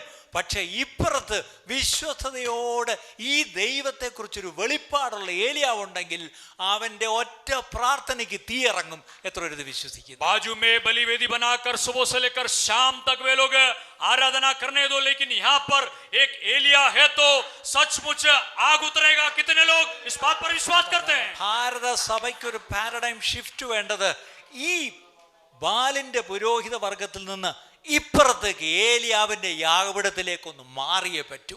और भारत के अंदर भी इस बाल के नबियों में से कई नबी लोग यहाँ पर एलिया के पास आना है, परमेश्वर के निकट वो लोग आना है। എൻ്റെ വാക്ക് അല്പം കട്ടിയായി പോയെന്ന് എനിക്കറിയാം, പക്ഷെ വേറെ വഴിയില്ല. मेरा बात है थोड़ा कड़क है करके मैं जानता हूँ, लेकिन और कोई നമ്മൾ रास्ता नहीं। ഏലിയാവിന്റെ കൂടെയാണ് തുടങ്ങിയത്. एलिया के साथ शुरू किया, 2000 കൊല്ലം കഴിഞ്ഞപ്പോൾ നമ്മൾ അറിയാതെ ഇപ്പുറത്ത് വന്ന് നിൽക്കുന്നു. 2000 साल के बाद हम नहीं जानते हम इस पार आ गया। ഇവിടെയാണ് JB പീറ്റർ പാടിയിട്ടുണ്ടല്ലോ, ഏലിയാവിൻ പുതപ്പ് എവിടെ എന്ന് ചോദിച്ചതുപോലെ, അല്ലെങ്കിൽ ഏലിയാവിന്റെ ദൈവം എവിടെ എന്ന് ചോദിക്കേണ്ട കാലമായിരിക്കുന്നു. यहाँ पर जैसे गायक ने गाया एलिया का परमेश्वर कहाँ है, वो सब जमाना कहाँ है, वैसे आज पूछने का हालात में है। നമ്മുടെ പിള്ളേരൊക്കെ ഇംഗ്ലീഷിൽ പാടുമല്ലോ, these are the days of Elijah. അത് സോങ് ആയിട്ട് പാടിയാൽ പോരാ, അത് മീൻ ചെയ്ത് പാടണം. हमारे बच्चे गाते ये एलिया के दिन है, केवल एक गीत होकर गाने से काफी नहीं है, उसे समझ कर गाना है। I believe the days are coming, the days of Elijah. मैं विश्वास करता हूँ एलिया के समान वो दिन It's आ रहा coming. है, അത് വരുന്നു, वो आ रहा है। ആയിരുന്നു. പക്ഷേ അവനെ എൻ്റെ ദൈവത്തെ അറിയുന്ന ജനം ഉറച്ചു നിന്ന് വീര്യം പ്രവർത്തിക്കും. मेरे लोगों को लोग जानने वाला परमेश्वर हो बड़े कामों को करेगा। ഇത്രയും നേരം ഞാൻ പറഞ്ഞപ്പോൾ ഇത് വെറും ഒരു ആമുഖം മാത്രമേ ഉള്ളൂ. നിങ്ങൾ ചിന്തിക്കുക, ഇയാൾ ഇത്രയും നേരമായിട്ട് ഒരു വാക്യം പോലും പറഞ്ഞില്ല. ये केवल अब तक एक शुरुआत ही था, क्या इन्होंने अब तक एक वचन भी नहीं बताया, आप सोचते होंगे। ഇപ്പം മനസ്സിലായല്ലോ എന്നെ ആരും പ്രസംഗിക്കാൻ വിളിക്കാത്തതിൻ്റെ ഒരു കാര്യം. अभी आप लोग समझ गए होंगे क्यों मुझे लोग प्रचार करने के लिए नहीं बुलाते हैं। ശരി, ഇനിയിപ്പോൾ ഒരു വാക്യം വായിക്കാതെ പോയി എന്നുള്ളൊരു കുറ്റം വേണ്ട. ഒരു വാക്യം ദൈവാത്മാവ് തന്നത് വായിക്കാം. റോമാലേഖനം 12-ാം അധ്യായം 1-2 വാക്യം. रोमियो का पत्री 12वां अध्याय 1 और 2 वचन। Romans chapter 12 verse 1 and 2. സഹോദരന്മാരെ, ഞാൻ ദൈവത്തിൻ്റെ മനസ്സലിവ് ഓർപ്പിച്ച് നിങ്ങളെ പ്രബോധിപ്പിക്കുന്നത്, നിങ്ങൾ ബുദ്ധിയുള്ള ആരാധനയായി നിങ്ങളുടെ ശരീരങ്ങളെ ജീവനും വിശുദ്ധിയും ദൈവത്തിന് പ്രസാദവുമുള്ള യാഗമായി സമർപ്പിപ്പിൻ. ഈ ലോകത്തിന് അനുരൂപമാകാതെ നന്മയും പ്രസാദവും പൂർണ്ണതയുമുള്ള ദൈവഹിതം ഇന്നതെന്ന് തിരിച്ചറിയേണ്ടതിന് മനസ്സ് പുതുക്കി രൂപാന്തരപ്പെടുവീൻ. इसलिए हे भाइयों, मैं तुमसे परमेश्वर की दया स्मरण दिलाकर विनती करता हूं कि अपने शरीरों को जीवित और पवित्र और परमेश्वर को भावता हुआ बलिदान करके चढ़ाओ, यही तुम्हारी आत्मिक सेवा है। इस संसार के सदृश ना बनो, परंतु तुम्हारे मन के नए हो जाने से तुम्हारा चाल चलन भी बदलता जाए, जिससे तुम परमेश्वर की बलि और भावती और सिद्ध इच्छा अनुभव से मालूम करते रहो। അത് ഇംഗ്ലീഷ് ബൈബിളിൽ വായിക്കുമ്പം അതിൽ ഒരു തർജ്ജമയിൽ കിടക്കുന്നത് and this is the spiritual act of worship എന്നാണ്. और अंग्रेजी के एक अनुवाद में यही आत्मिक आराधना का एक क्रिया नहीं तो अनुभव है करके लिखा है। ഇതാണ് ആത്മീക ആരാധന. यही सचमुच आत्मिक आराधना है। ബുദ്ധിയിൽ ആരാധിക്കാം, बुद्धि से आराधना कर सकते हैं, വികാരത്തിൽ ആരാധിക്കാം, अधिकार से हम आराधना कर सकते हैं, ഫിസിക്കൽ വർഷിപ്പ് ഉണ്ട്, और शारीरिक तौर से आराधना करते हैं, ഇന്റലക്ച്വൽ, ഇമോഷണൽ, ഫിസിക്കൽ എല്ലാത്തരം ആരാധനയുണ്ട്. പക്ഷെ ബൈബിൾ പറയുന്നത് സ്പിരിച്വൽ ആക്ട് ഓഫ് വർഷിപ്പാണ്. और शारीरिक तौर से भावुक तौर से सब लोग आराधना करते हैं, लेकिन परमेश्वर का वचन आत्मा में आराधना करना चाहिए। ആത്മാവെന്ന് പറയുമ്പോൾ നല്ലോണം ഓർക്കണം, ആദ്യം ശരീരത്തെ യാഗമായി സമർപ്പിക്കണം. यहाँ पर जब आत्मा में आराधना करना करके बताया गया, लेकिन उससे पहले कि शरीर को हम अर्पण करना है। 2, ഈ ലോകത്തിന് അനുരൂപരാകരുത്. दूसरा, इस संसार के सदृश नहीं बनना है। 3, ദൈവത്തിന് നമ്മളെക്കുറിച്ചൊരു ഹിതമുണ്ടെന്നറിയണം. ആ ഹിതം തന്നെ 3 കാര്യം പറയുന്നുണ്ട്: നന്മയും പൂർണ്ണതയും പ്രസാദവും. ഗുഡ്, പെർഫെക്റ്റ് ആൻഡ് പ്ലീസിങ്, അല്ലേ? അങ്ങനെയുള്ളൊരു ദൈവഹിതം നമ്മളെക്കുറിച്ചുള്ളത് എന്തെന്ന് നമ്മളൊന്ന് തിരിച്ചറിയണം. പക്ഷേ തിരിച്ചറിയേണ്ടതിന് നമ്മൾ ഒരു കാര്യം കൂടെ ചെയ്യണം. ആദ്യം ശരീരത്തെ അങ്ങ് യാഗമായിട്ട് അർപ്പിച്ചേക്കണം. അടുത്തത് മനസ്സ് പുതുക്കി രൂപാന്തരപ്പെടണം. മൈൻഡ് ഷുഡ് ബി റിന്യൂഡ് എന്നാണ് ഇരിക്കുന്നത്. तीसरी बात है कि परमेश्वर का हमारे बारे में एक इच्छा है, उस इच्छा के विषय में लिखा है बलि और भावती और सिद्ध इच्छा है। लेकिन उससे पहले एक और बात है, हमारा मन का नया होना और हमारा चाल चलन का बदलना अवश्य है। നമ്മൾ ഈ मनुഷ്യൻ എന്ന് പറഞ്ഞത് 3 പാർട്ടാണെന്ന് ഞാൻ പറയും. हम जब मनुष्य को लेते हैं तो उसमें 3 बात है, 3 भाग है। ഏതാണ് 3 പാർട്ട്? തല, ഉടല്, കാല് അല്ലേ? ये 3 भाग क्या है? मनुष्य में 3 भाग क्या है? ദേഹം, ദേഹി, ആത്മാവ്. शरीर, प्राण और आत्मा। അതിൽ ഈ ശരീരത്തെയും മനസ്സിനെയും ചേർത്താണ് ബൈബിൾ ഫ്ലഷ്, ജഡം എന്ന് വിളിക്കുന്നത്. शरीर और आत्मा ये दोनों को जोड़कर उसे शरीर कहा जाता है। नहीं तो പക്ഷെ മനുഷ്യൻ ബേസിക്കലി നമ്മൾ ആത്മാക്കളാണ്, ഒരു ശരീരത്തിൽ വസിക്കുന്നു എന്ന് മാത്രമേ ഉള്ളൂ. सचमुच मनुष्य जो है वो आत्मा है, केवल वो शरीर उसे वास करने के लिए दिया गया है। ഇനി ആത്മാവ് മാത്രമല്ല, അവന് മനസ്സുണ്ട്, വികാരങ്ങളുണ്ട്, ബുദ്ധിയുണ്ട്, തീരുമാനങ്ങൾ എടുക്കാൻ വില്ലും വിൽ പവറും ഒക്കെ ഉണ്ട്. सो केवल शरीर ही नहीं है, केवल आत्मा ही नहीं है, उसको इच्छाएं हैं, उसको वो निर्णय ले सकता है, सही गलत का फैसला वो कर सकते हैं। അപ്പൊ ഈ ശരീരവും മനസ്സും ഇവർ തമ്മിൽ ഭയങ്കര കൂട്ടാണ്. അതുകൊണ്ടാണ് ഇവർ രണ്ടും കൂടെ ചേർത്ത് ജഡം നമ്മൾ പറയുന്നത്. इसलिए शरीर है मन ये दोनों मिला हुआ रहता है, एक दोस्त के समान है, दोनों मिले हुए रहते हैं। പക്ഷെ എൻ്റെ ആത്മാവ് ദൈവത്തെ കൂടാതെ മരിച്ച് ഇങ്ങനെ ഇരിക്കുകയായിരുന്നു. പക്ഷെ ഞാൻ വീണ്ടും ജന്മം പ്രാപിച്ചപ്പം അതെന്ത് ചെയ്തു? അതിക്രമങ്ങളും പാപങ്ങളും മരിച്ച് നമ്മൾ എന്ത് ചെയ്തു? നമ്മൾ റീജനറേറ്റഡ് ആയി, അല്ലെങ്കിൽ എൻ്റെ ആത്മാവ് ഉണർന്നു, ജീവൻ വെച്ചു. ആത്മാവാം ദൈവത്തെ ഇങ്ങനെ മുകളിലോട്ട് നോക്കിക്കൊണ്ടിരിക്കാനേ എൻ്റെ ആത്മാവിന് പറ്റത്തുള്ളൂ. लेकिन आत्मा जो है मरा हुआ था, पाप के कारण मरा हुआ था, लेकिन प्रभु यीशु मसीह के द्वारा हमारा आत्मा जो है वो उद्धार पाया है। तो आत्मा जो है वो पृथ्वी की बातों की ओर नहीं, लेकिन स्वर्ग की बातों, आत्मिक बातों की ओर आत्मा जो है हमेशा ध्यान को केंद्रित करता है।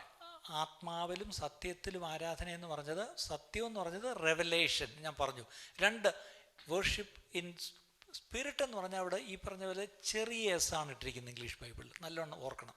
അപ്പം അവിടെ എൻ്റെ മുഴുവൻ ആത്മാവ് കൊണ്ട് ഞാൻ ദൈവത്തെ ആരാധിക്കും. അതിനെന്നെ സഹായിക്കാൻ മാത്രമേ പരിശുദ്ധാത്മാവിന് കഴിയുള്ളൂ. आत्मा में और सत्य में, सच्चाई में परमेश्वर की आराधना करना, सत्य कहने से परमेश्वर के बारे में हमें प्रकट किया हुआ प्रकाशन है। आत्मा जो है वो परमेश्वर की आराधना करता है। आत्मा के द्वारा परमेश्वर की आराधना करने के लिए पवित्र आत्मा केवल हमारी सहायता करता है। ഇവിടെയാണ് ഒരു ചെറിയ കാര്യം നിങ്ങൾ മനസ്സിലാക്കേണ്ടത്. എൻ്റെ ആത്മാവ് വീണ്ടും ജനിച്ച ആത്മാവാണെങ്കിൽ എൻ്റെ ആത്മാവിന് ആത്മാവാം ദൈവത്തെ ആരാധിക്കാനാണ് ഇഷ്ടം, അല്ലേ? പക്ഷേ അതിനെപ്പോഴും തടസ്സം നിൽക്കുന്നത് എൻ്റെ ജഡം തന്നെയാണ്. അതാരൊക്കെയാ? എൻ്റെ ശരീരം, എൻ്റെ മനസ്സ്. हमारा आत्मा जो नया जन्म पाया हुआ आत्मा है, यह आत्मा हमेशा परमेश्वर की इच्छा करना, परमेश्वर की आराधना करने के लिए चाहता है, लेकिन इसके विरुद्ध में, इसके रुकावट होकर हमारा शरीर और मन एक विरोधी होकर खड़ा रहता है। അവിടെയാണ് ഞാൻ യഥാർത്ഥമായിട്ട് സ്പിരിച്വൽ ആക്ട് ഓഫ് വർഷിപ്പ് ചെയ്യണമെങ്കിൽ ആദ്യം എൻ്റെ ശരീരത്തെ ഞാൻ ഡീൽ ചെയ്യണം, അടുത്തത് എൻ്റെ മനസ്സിനെ ഞാൻ ഡീൽ ചെയ്യണം. वहां पर सचमुच क्रियात्मक तौर से मेरी आत्मा परमेश्वर की आराधना करना है तो मेरे शरीर और मेरे मन के साथ मैं उसे वश में करना चाहिए। ഈ ശരീരത്തെ ഞാൻ യാഗപീഠത്തിൽ യാഗമായി അർപ്പിക്കണം. मेरे शरीर को बलिवेदी पर एक बलि वस्तु होकर रखना है। ഓരോ അവയവങ്ങളെ അർപ്പിക്കണം. शरीर के एक एक अंगों को रखना है। അടുത്തത് എൻ്റെ മനസ്സ്. अगला मेरा मन। മനസ്സിനെയാണ് ഞാൻ പുതുക്കണമെന്ന് എഴുതിയിരിക്കുന്നത്, റിന്യൂ എന്നുള്ള വാക്ക്. मन को नया करना चाहिए करके यहाँ पे लिखा है। ഈ റിന്യൂയിങ് യുവർ മൈൻഡ് എന്ന് പറഞ്ഞാൽ ഞാൻ സിമ്പിൾ ഒരു അർത്ഥം പറഞ്ഞു കൊടുക്കാറുള്ളത് തിങ്ക് ഡിഫറെന്റ്ലി, അത്രയേ ഉള്ളൂ. मन को नया करना, उसका एक आसान मतलब मैं बताना चाहता हूं कि हम कुछ अलग ही सोचना है। ഇന്ന് മുതൽ നിങ്ങൾ ആരാധനയിൽ if you start thinking differently, that will renew your thinking, that will renew your mind, your mind set even. आज से लेकर अब आराधना के विषय में कुछ अलग होकर सोचने से आपका जो सोच जो आराधना के प्रति हमेशा जो है वो अलग होकर नहीं तो एक विशेष होकर दिखाई देगा। ഒന്ന്, ദൈവത്തിന് എന്നെ കുറിച്ച് നല്ല ഹിതമുണ്ട്. पहली बात, परमेश्वर को मेरे बारे में एक अच्छा, एक बड़ी इच्छा है। ദൈവ പ്രസാദമുള്ള ഹിതം, और जो परमेश्वर को प्रसन्न योगी इच्छा है പൂർണ്ണതയുള്ള ഹിതം. और वो सिद्ध इच्छा है। പക്ഷെ അതെന്തെന്ന് ഞാൻ തിരിച്ചറിയണം. लेकिन वो क्या है करके मैं समझना है। അതെന്റെ ജഡത്തിൽ ചുമ്മാ ഇരുന്ന തിരിച്ചറിയത്തില്ല. वो मैं अपने शरीर में रहते समय समझ नहीं पाऊंगा। എന്റെ മനസ്സിനെ ഞാൻ ട്യൂൺ ചെയ്യണം. और मेरे मन को मैं ट्यून करना है। അതിനു മുമ്പായിട്ട് ഈ ശരീരത്തെ ഈ പറഞ്ഞ പോലെ യാഗമാക്കണം. और उससे पहले मेरे शरीर को मुझे बलि करना അപ്പൊ है। എന്റെ ഫ്ലഷിനെ ഞാൻ ഡീൽ ചെയ്യുമ്പോഴാണ് എന്റെ സ്പിരിച്വൽ വർഷിപ്പ് തുടങ്ങുന്നത്. मेरे शरीर को जब मैं वश में करता हूं तभी मेरी आत्मा परमेश्वर की आराधना करना शुरू करता है। പക്ഷെ ഇന്നത്തെ നമ്മുടെ പ്രശ്നം എന്താണെന്നറിയാമോ? लेकिन आज की हमारी समस्या क्या है? ആരും കല്ലെറിയല്ലേ, कोई मुझे पथरवाह ना करना। നമ്മൾ ഇന്ന് ആരാധിക്കുന്നത് തന്നെ ഈ ശരീരത്തെയും ഈ മനസ്സിനെയും സൂചിപ്പിക്കാൻ വേണ്ടി മാത്രമാണ്. आज हम आराधना हमारे शरीर और मन को प्रसन्न करने के लिए करते हैं. ദൈവം പ്രസാദിച്ചു എന്നുള്ളത് നമ്മുടെ വിഷയമല്ല. परमेश्वर प्रसन्न हुआ या नहीं हमारा विषय नहीं है. നമ്മളൊരു വലിയ വർഷിപ്പ് അങ്ങോട്ട് കഴിയുമ്പം, एक बड़ी आराधना होने के बाद പലപ്പോഴും ഞാൻ ഈ വർഷിപ്പ് ലീഡേഴ്സിനൊക്കെ ക്ലാസ് എടുക്കുമ്പോൾ പറയാറുണ്ട്, कई बार जब मैं वर्शिप लीडर्स का क्लास लेता हूं तब कहता हूं നല്ലവണ്ണം ഒരു വർഷിപ്പ് ടീം, ഒരു വർഷിപ്പ് ലീഡറും എല്ലാം കൂടെ നല്ലവണ്ണം അങ്ങോട്ട് ആരാധിച്ചു. എല്ലാവരും എഴുന്നേറ്റ് നിന്ന് സമയം പോയത് അറിഞ്ഞില്ല, എല്ലാവരും ആരാധിച്ചു എന്നിരിക്കട്ടെ. एक अच्छा वर्शिप लीडर, उनके साथ एक बड़ा अच्छा टीम अच्छे से आराधना करवाया, लोगों ने भी अच्छे से आराधना किया. അപ്പം എല്ലാവരും വന്നിട്ട് പറയും, ബ്രദർ അടിപൊളി, ഇന്നത്തെ ആരാധന ഭയങ്കര. अब कहेंगे भाई बहुत बहुत बढ़िया था, बहुत आज की आराधना बहुत अच्छा था. അപ്പം പുള്ളിയും വിചാരിക്കും, ഇന്ന് ഞാൻ ഭയങ്കര അനോയിൻറ്റഡ് ആയിരുന്നു. കാര്യം ഞാനിവിടെ പാട്ട് തുടങ്ങിയപ്പോഴേ ആൾക്കാർ അങ്ങ് ആത്മാവിലായി. तब वो अगुआ भी सोचेगा हाँ कितनी अच्छी बात है, आज मैंने आराधना शुरू किया, आज मैंने आराधना अगुवाई किया, एक बड़ा अभिषेक उतरा, वो भी इस प्रकार ഈ सोचने लगे. പാവം മനുഷ്യർ വന്ന് അപ്രീഷിയേറ്റ് ചെയ്തത് ശരിയാ. കാര്യം ദേ ഗോട്ട് എക്സൈറ്റഡ്. ये गरीब लोगों ने आकर इनका प्रोत्साहन किया, नहीं तो उनको सम्मानित किया, ये सही बात है, क्योंकि वो लोग बहुत ही प्रभावित हुए. വർഷിപ്പ് ലീഡർ ഒരു ആത്മീയനാണെങ്കിൽ ചെയ്യേണ്ട ഒരു കാര്യമുണ്ട്. लेकिन यदि वो आराधना का वर्शिप लीडर एक आत्मिक व्यक्ति है तो उसे काम करना जरूरी है. അങ്ങോട്ട് മാറിപ്പോയി മുകളിലോട്ട് ദൈവത്തെ നോക്കിയിട്ട് ചോദിക്കണം, थोड़ा और आगे जाकर ऊपर की ओर परमेश्वर को देखकर कहना चाहिए, കർത്താവേ ഇന്ന് ജനം മുഴുവൻ എക്സൈറ്റഡ് ആയിരുന്നു ഇന്നത്തെ ആരാധനയിൽ. हे प्रभु आज लोग जो है बहुत ही इस आराधना के द्वारा बहुत प्रभावित हुए हैं, but did you enjoy it? लेकिन आप इससे आनंदित हुए हैं क्या? നീ ആസ്വദിച്ചോ ദൈവമേ? കർത്താവേ നീ ആസ്വദിച്ചോ? അങ്ങ് ആസ്വദിച്ചോ? അതാ ചോദിക്കേണ്ടത്. हे प्रभु आप इसके द्वारा आप आनंदित हुए क्या? ये परमेश्वर से हम पूछना है. വർഷിപ്പ് ലീഡേഴ്സും വർഷിപ്പ് ടീമിലുള്ളവരൊക്കെ ഒരു സ്റ്റേറ്റ്മെന്റ് ഞാൻ പറയാം, കുറിച്ചിട്ടോണം. और जो वर्शिप लीडर है, जो वर्शिप में अगुवाई करते हैं, उन लोग एक बात को ध्यान रखना है जो मैं बताता हूं. Worship is not for your excitement, it is for God's enjoyment. और आराधना जो है वो केवल आपके लिए नहीं है, लेकिन वो परमेश्वर को आनंदित करने के लिए है. ഇന്നത്തെ സങ്കടം, സഭയിൽ നമ്മൾ ഈ ആരാധിപ്പിക്കുന്നത് എല്ലാം നമ്മുടെ എക്സൈറ്റ്മെന്റിന് വേണ്ടിയാണ്. आज की दुख की एक बात है, आराधना जो है केवल लोग हम अपने आप को ही तृप्त करने के लिए करते हैं. ഇന്നിവിടെ വലിയ എക്സൈറ്റ്മെന്റ് ഇല്ലാതെ പ്രിയ സഹോദരൻ ഇന്ന് വർഷിപ്പ് ലീഡ് ചെയ്യുന്ന കണ്ട് എനിക്ക് വലിയ സന്തോഷം തോന്നി.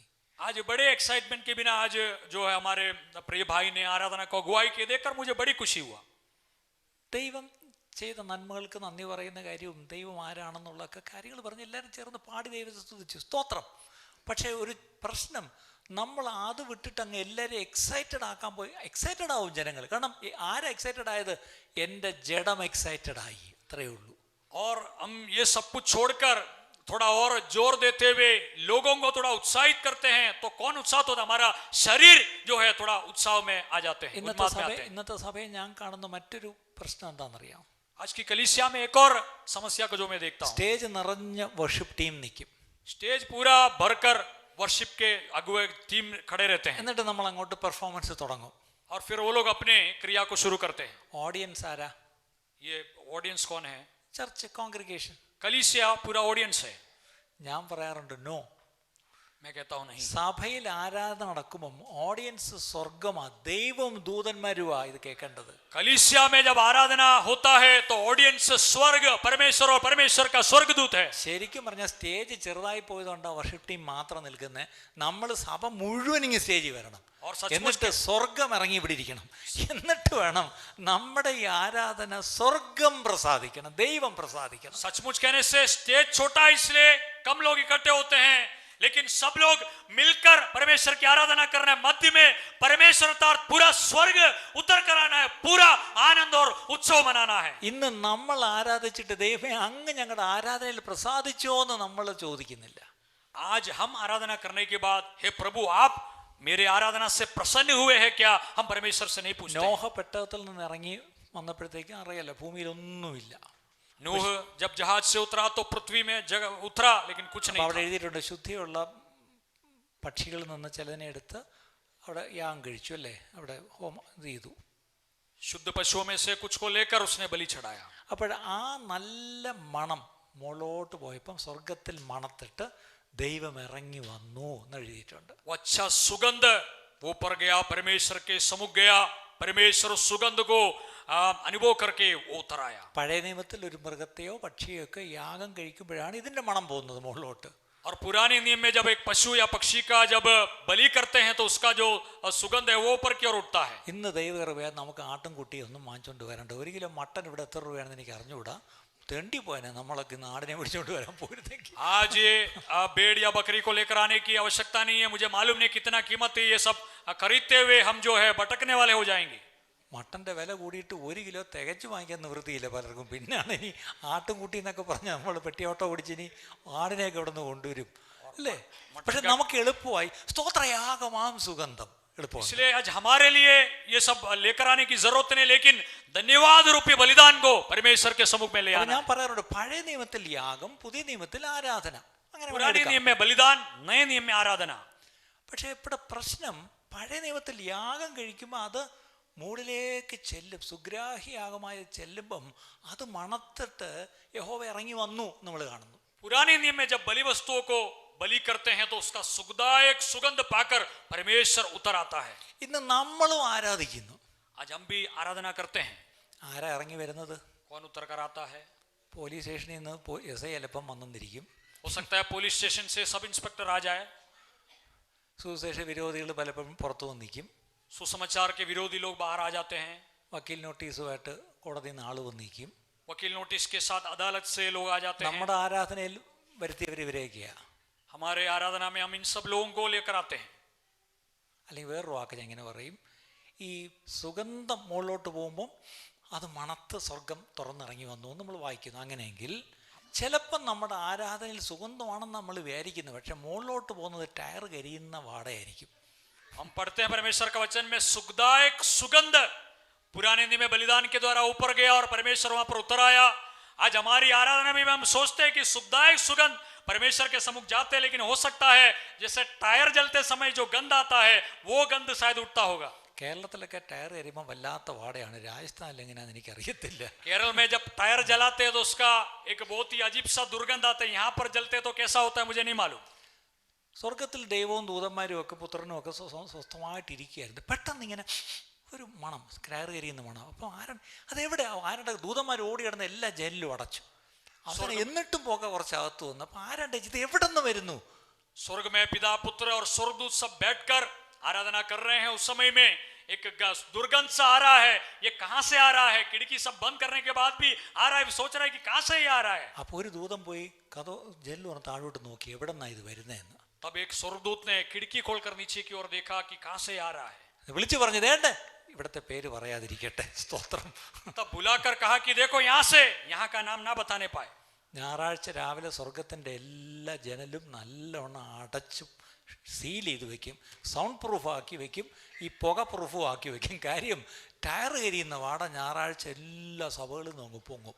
और रविवार के दिन स्वर्ग के सारे किवाड़, सारे खिड़की को अच्छे से बंद करके रखते हैं. जरा सा भी दुआ अंदर नहीं आना, जरा सा भी शब्द अंदर नहीं आना, सब कुछ अच्छे से बंद कर देते हैं. ഞാൻ പറഞ്ഞാൽ അല്പം തമാശയായിട്ടും ഒക്കെ നിങ്ങൾക്ക് തോന്നുന്നുണ്ടായിരിക്കും, പക്ഷേ എനിക്ക് ഒരു കാര്യം ഉറപ്പാണ്, നിങ്ങളുടെ ഉള്ളിലേക്ക് ആശയം ചെല്ലുന്നുണ്ട്. അത് മതി.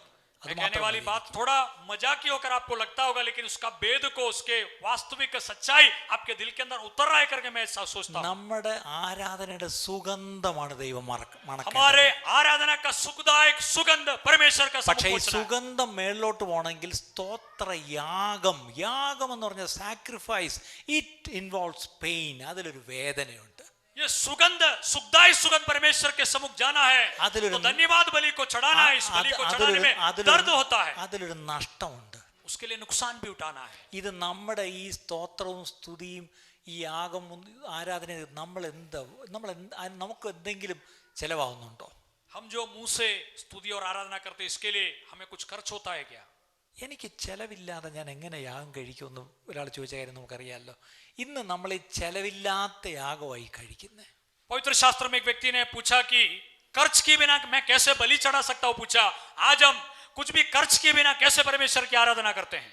അപ്പം റോമർ 12:1-2 എൻ്റെ ജഡത്തെ ഞാൻ ക്രൂശിച്ച് എന്നിട്ട് ദൈവഹിതം എന്തെന്ന് മനസ്സിലാക്കാൻ എൻ്റെ മനസ്സിനെ പുതുക്കിയെങ്കിലേ അത് യഥാർത്ഥ ആരാധനയാവുന്നുള്ളൂ.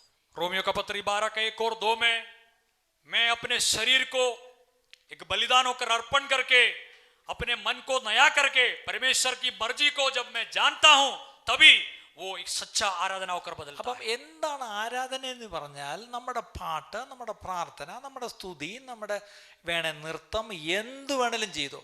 These may all lead to worship, but true worship cannot and will not occur until our spirits are in touch with God by the Holy Spirit.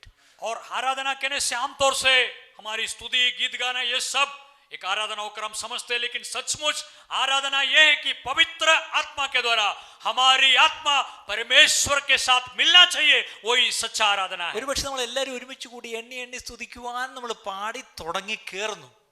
हो सकता है हम मिलकर गिन गिन कर परमेश्वर की स्तुति करें, ऐसे हम गीत गाकर हम शुरुआत करते हैं। നമ്മൾ ദൈവത്തെ പാടി സ്തുതിക്കുന്നു, വായി തുറന്നു സ്തുതിക്കുന്നു, കൈയടിക്കുന്നു, വേണേ നൃത്തം ചെയ്യുന്നു, എന്ത് വേണേലും ചെയ്തോ. പക്ഷെ അതെല്ലാം ആരാധനയിലേക്ക് എന്നെ നയിക്കുന്നതേ ഉള്ളൂ.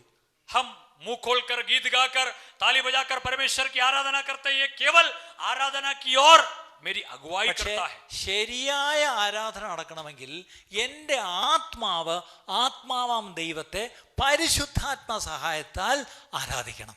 लेकिन सचमुच आराधना ये है कि मेरी आत्मा, जो परमेश्वर जो आत्मा है, उस आत्मा को पवित्र आत्मा के द्वारा आराधना करना चाहिए। അതകത്താണ് നടക്കുന്നത്. वो भीतर अति पवित्र स्थान में होता അത് है। ഞാനും ദൈവവും മാത്രമാണ്. मैं और केवल परमेश्वर, അതിന് കൂട്ടം വേണമെന്ന് നിർബന്ധമില്ല. उसके लिए बड़े झुंड की आवश्यकता नहीं है। ഇന്ന് രാത്രി ഒരു ചോദ്യം ചോദിച്ച് ഞാൻ നിർത്തുന്നു. आज रात के समय एक प्रश्न पूछते हुए मैं समाप्त करता हूं। Am I a true worshipper? क्या मैं एक सच्चा आराधक हूं? Father God is looking for not worshippers, true worshippers. पिता परमेश्वर केवल आराधकों को नहीं, सच्चे आराधकों को ढूंढ रहा है। ഇന്ന് ഞാൻ അല്പം ഒരു മുഖവര മാത്രമേ പറഞ്ഞുള്ളൂ. കർത്താവിനെ വെച്ചാൽ വരുന്ന ആളുകൾ ഇതിൻ്റെ ബാക്കി കാര്യങ്ങളിലേക്ക് നമുക്ക് ചെല്ലാം. केवल एक इंट्रोडक्शन ही आज दिया है, परमेश्वर की मर्जी हो तो आने वाले दिनों में और गहराई में हम जाएंगे। പക്ഷെ ഇന്ന് രാത്രി നിങ്ങളൊന്ന് കിടക്കാൻ പോകുന്നതിന് മുമ്പ് आज रात को अब सोने से पहले ഒരു അസൈൻമെന്റ്, ഒരു ഹോംവർക്ക് തരട്ടെ.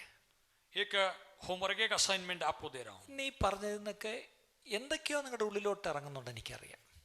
आज जो बातें मैंने बताया इसमें से कई सारी बातें आपके दिल के अंदर उतराए करके मैं विश्वास करता ഞാൻ हूं। നിങ്ങളെ ആരെയും കുറ്റം പറഞ്ഞതല്ല, കുറ്റം പറയാൻ ഞാൻ ആരുമല്ല. ഞാൻ നിങ്ങളെപ്പോലെ, നിങ്ങളിൽ ഈ പറയാൻ പാപികളിൽ ഞാൻ പ്രധാനി എന്ന് പറഞ്ഞ പോലെയാണ്. मैं किसी को दोष नहीं लगाया हूं, आपको दोष लगाने के लिए मैं कुछ भी नहीं हूं। मैं भी जैसे पापियों में एक मुखिया हूं। मैं भी, നമുക്ക് ഇന്ന് രാത്രി ഒരുമിച്ചൊരു തീരുമാനം എടുക്കാമോ? हम सब मिलकर आज रात के समय एक निर्णय लेंगे। കർത്താവേ, എന്നെ ഒരു സത്യ ആരാധകനാക്കി മാറ്റണമേ. हे प्रभु, एक सच्चा आराधक होकर मुझे बदल दे।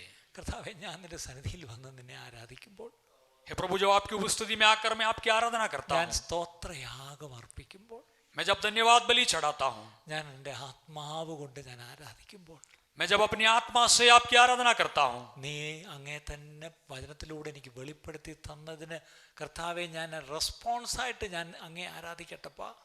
वचन के द्वारा जब आपने अपने आप को प्रकट किया, उसके जवाब के तौर पर मैं आपकी आराधना करने पाऊं। എൻ്റെ ജഡത്തെ പൂർണ്ണമായി ദണ്ഡിപ്പിച്ച് അടിമയാക്കി, അല്ലെങ്കിൽ നാൾതോറും ക്രൂശിച്ച് അങ്ങേ ആരാധിക്കുവാൻ എന്നെ സഹായിക്കണമേ. मैं अपने शरीर को मार मार के कूटते कूटते अपने शरीर को पूर्ण रीति से क्रूसित करते हुए, क्रूस पर चढ़ाते हुए आपकी आराधना करने पाऊं। ദൈവഹിതം എന്തെന്ന് തിരിച്ചറിയാനുള്ളൊരു താല്പര്യം എനിക്ക് തരണമേ അപ്പാ. आपकी मर्जी अच्छे से समझने का एक आग्रह मेरे अंदर दे। അതിനായിട്ട് എൻ്റെ മനസ്സിനെ ഒന്ന് പുതുക്കുവാൻ, ഒന്ന് തിങ്ക് ഡിഫറെൻ്റ് എന്ന് പറഞ്ഞ പോലെ വ്യത്യസ്തമായി ഒന്ന് ചിന്തിക്കുവാൻ, ഒരു വ്യത്യസ്തമായ ഒരു കാഴ്ചപ്പാട് എനിക്ക് തരണമേ അപ്പാ.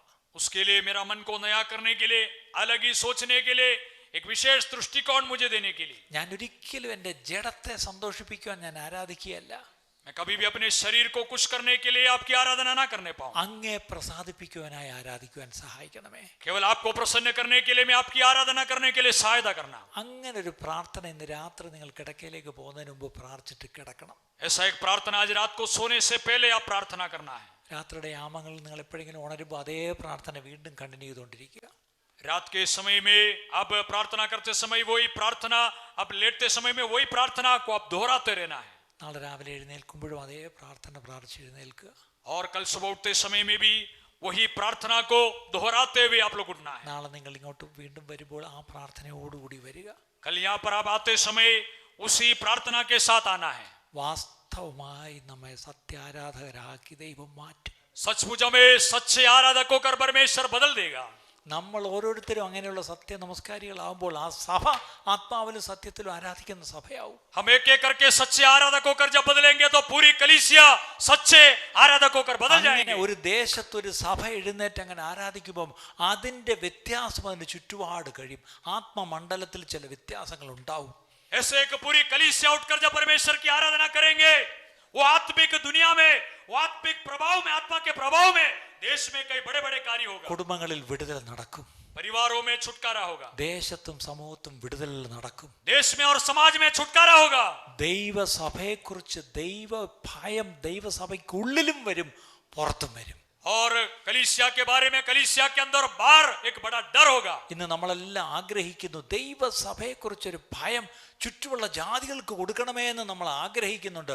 പക്ഷേ ദൈവത്തിൻ്റെ ആത്മാ ചില ആഴ്ചകൾക്ക് മുമ്പ് ശക്തമായി ഞങ്ങളോട് പറഞ്ഞു, പുറത്തു ഭയം വരണമെങ്കിൽ ആദ്യം ദൈവഭയം സഭയ്ക്കുള്ളിൽ വരണം. आज हम सभी लोग चाहते हैं कि कलीसिया के बारे में बाहर आम लोगों के अंदर एक भय होना है, लेकिन परमेश्वर का आत्मा कुछ दिनों पहले इस प्रकार बात किया, बाहर लोग कलीसिया के बारे में डरना है तो कलीसिया के अंदर लोग सचमुच परमेश्वर से डरना है। ആരാധനയുമായിട്ട് വളരെ ബന്ധപ്പെട്ടിരിക്കുന്ന ഒരു കാര്യമാണ് ദൈവഭയം. आराधना से संबंधित सबसे एक मुख्य और श्रेष्ठ बात है परमेश्वर का भय। അതിനെക്കുറിച്ചുള്ള കാര്യങ്ങൾ ഞാൻ നാളെ കർത്താവിനെ വെച്ചാൽ പറയാം. उसके बारे में परमेश्वर चाहे तो कल मैं बताऊंगा। ഒരു നിമിഷം നമുക്കൊന്ന് കണ്ണടയ്ക്കാമോ? हमारे आंखों को क्षण के लिए बंद करें, എല്ലാ കണ്ണുകളും അടച്ചൊന്ന് പ്രാർത്ഥിക്കാം. सभी लोग आंखें बंद करते हुए प्रार्थना करें। കർത്താവേ, എന്നെ ഒരു സത്യ ആരാധകനാക്കണമേ. प्रभु मुझे एक सच्चा आराधक होकर बदल दे। ഞാൻ കർത്താവേ എൻ്റെ ജഡത്തിൽ മാത്രം ആരാധിച്ച് തൃപ്തിപ്പെട്ട് പോകുന്നവനാക്കി എന്നെ മാറ്റരുതേ. हे प्रभु, केवल मैं अपने शरीर में आराधना करके तृप्त होकर जाने वाला होकर दिखाई देने ना पाऊं। ആരാധനയിൽ എൻ്റെ ജഡത്തിനൊരു പങ്കുണ്ട്. അതുകൊണ്ടാണ് ജഡത്തെ ആദ്യം ഞാനങ്ങ് യാഗം കഴിക്കേണ്ട ആവശ്യം. आराधना में मेरे शरीर का एक हिस्सा है, इसलिए सबसे पहले मेरे शरीर को बलिवेदी पर रखकर मैं बलि करना चाहिए। ആരാധനയിൽ എൻ്റെ മനസ്സിനൊരു പങ്കുണ്ട്. അതുകൊണ്ടാണ് ആ മനസ്സിനെ പുതുക്കേണ്ടത്. आराधना में मेरे मन के लिए मन का एक हिस्सा है, इसलिए मेरे मन को नया करना आवश्यक है। പക്ഷെ ആത്യന്തികമായിട്ട് സംഭവിക്കേണ്ടത് ആരാധനയിൽ എൻ്റെ ആത്മാവാം ദൈവത്തെ ആരാധിക്കണം. लेकिन सबसे बढ़कर हम आराधना में हमारा आत्मा परमेश्वर के साथ जुड़ना है। പക്ഷെ നമ്മുടെ ആത്മാവാം ദൈവത്തെ ആരാധിച്ചു എന്നുള്ളത് നമുക്ക് വിഷയമല്ല. നമ്മുടെ ഈ ജഡത്തിൽ മനസ്സിലും ശരീരത്തിലും മാത്രം ആരാധിക്കുമ്പോഴേ നമുക്കൊരു ആവേശവും തൃപ്തിയൊക്കെ അങ്ങ് തോന്നും. അതിലങ്ങ് നമ്മളങ്ങ് സമാധാനിച്ചങ്ങ് പോവുക. അപ്പോൾ ആരാധനയുടെ ഒരു ഫുൾഫിൽമെൻറ്റ് നമുക്ക് പലപ്പോഴും ഇല്ല എന്നുള്ളതാണ് സത്യം. कई बार हमारी आत्मा परमेश्वर की आराधना करते हैं, यानी इस बात को हम नहीं सोचते हैं। हम केवल शरीर और मन में आराधना करते हुए हम तृप्त होकर निकल जाते, इसलिए हम आराधना में एक पूर्ण संतुष्टि को अनुभव नहीं कर पाते हैं। എല്ലാവരും ആത്മാർത്ഥയോടൊന്ന് പ്രാർത്ഥിക്കുമോ? सभी लोग खरे दिल से प्रार्थना करें। കഴിയുമെങ്കിൽ ഗൗരവത്തോടെ നമുക്ക് ഒരു നിമിഷം ഒന്ന് എഴുന്നേറ്റ് നിന്ന് പ്രാർത്ഥിക്കാമോ? हो सके तो हम कुछ समय खड़े होकर हम प्रार्थना करें। എല്ലാവരും ചേർന്നൊന്ന് എഴുന്നേറ്റ് നിന്ന് പ്രാർത്ഥിക്കാമോ? सभी लोग मिलकर खड़े होकर प्रार्थना അവിടെ ഇവിടെ നോക്കാതെ എല്ലാവരും ഒന്ന് കണ്ണടച്ച്. This is A time between you and God alone. വേറൊന്നും ഇവിടെ ആരുമില്ല.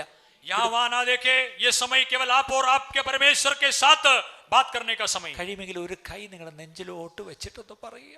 हो सके तो अपना एक हाथ अपने छाती से लगाकर कहे, കർത്താവേ, എന്നെ ഒരു സത്യാരാധകനാക്കണമേ. प्रभु मुझे एक सच्चा आराधक होकर बदल। ഞാൻ ആരെയും ബോധിപ്പിക്കാൻ വേണ്ടി ആരാധിക്കുന്നവനല്ല.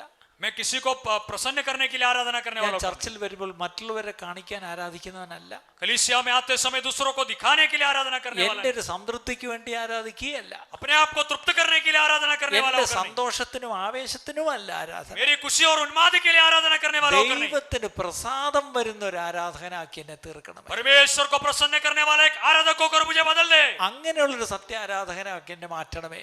ऐसा एक सच्चा आराधक होकर मुझे बदल दे। അങ്ങനെ ഒന്ന് പ്രാർത്ഥിച്ചാട്ടെ. എല്ലാവരും सभी लोग പ്രാർത്ഥിച്ചാട്ടെ. प्रार्थना करें। ദൈവമക്കൾ എല്ലാവരും ഒരു നിമിഷം ഒന്ന് പ്രാർത്ഥിച്ചാട്ടെ. सभी परमेश्वर ഒരു के लोग നിമിഷം थोड़ी देर എല്ലാവരും ഒന്ന് प्रार्थना। പ്രാർത്ഥിച്ചാട്ടെ. നമ്മുടെ ഉള്ളിൽ ഒരു തീ കത്താൻ തുടങ്ങുമ്പം ആ തീ പുറത്തേക്ക് അത് പടർന്ന് കത്തും എന്നുള്ള ഓർക്കണം.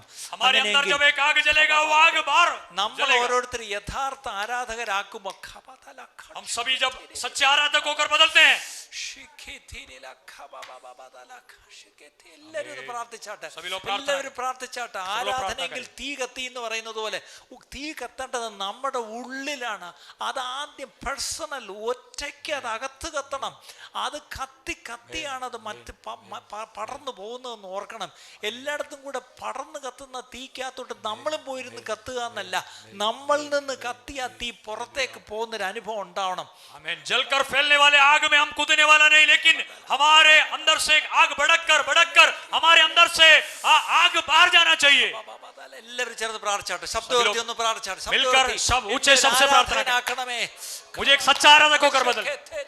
എല്ലാവരും പ്രാർത്ഥിച്ചാട്ടെ, सब लोग प्रार्थना എല്ലാവരും പ്രാർത്ഥിച്ചാട്ടെ, എല്ലാവരും प्रार्थना करें. सब make me a true worshipper, सच्चे आराधक होकर बदल दे.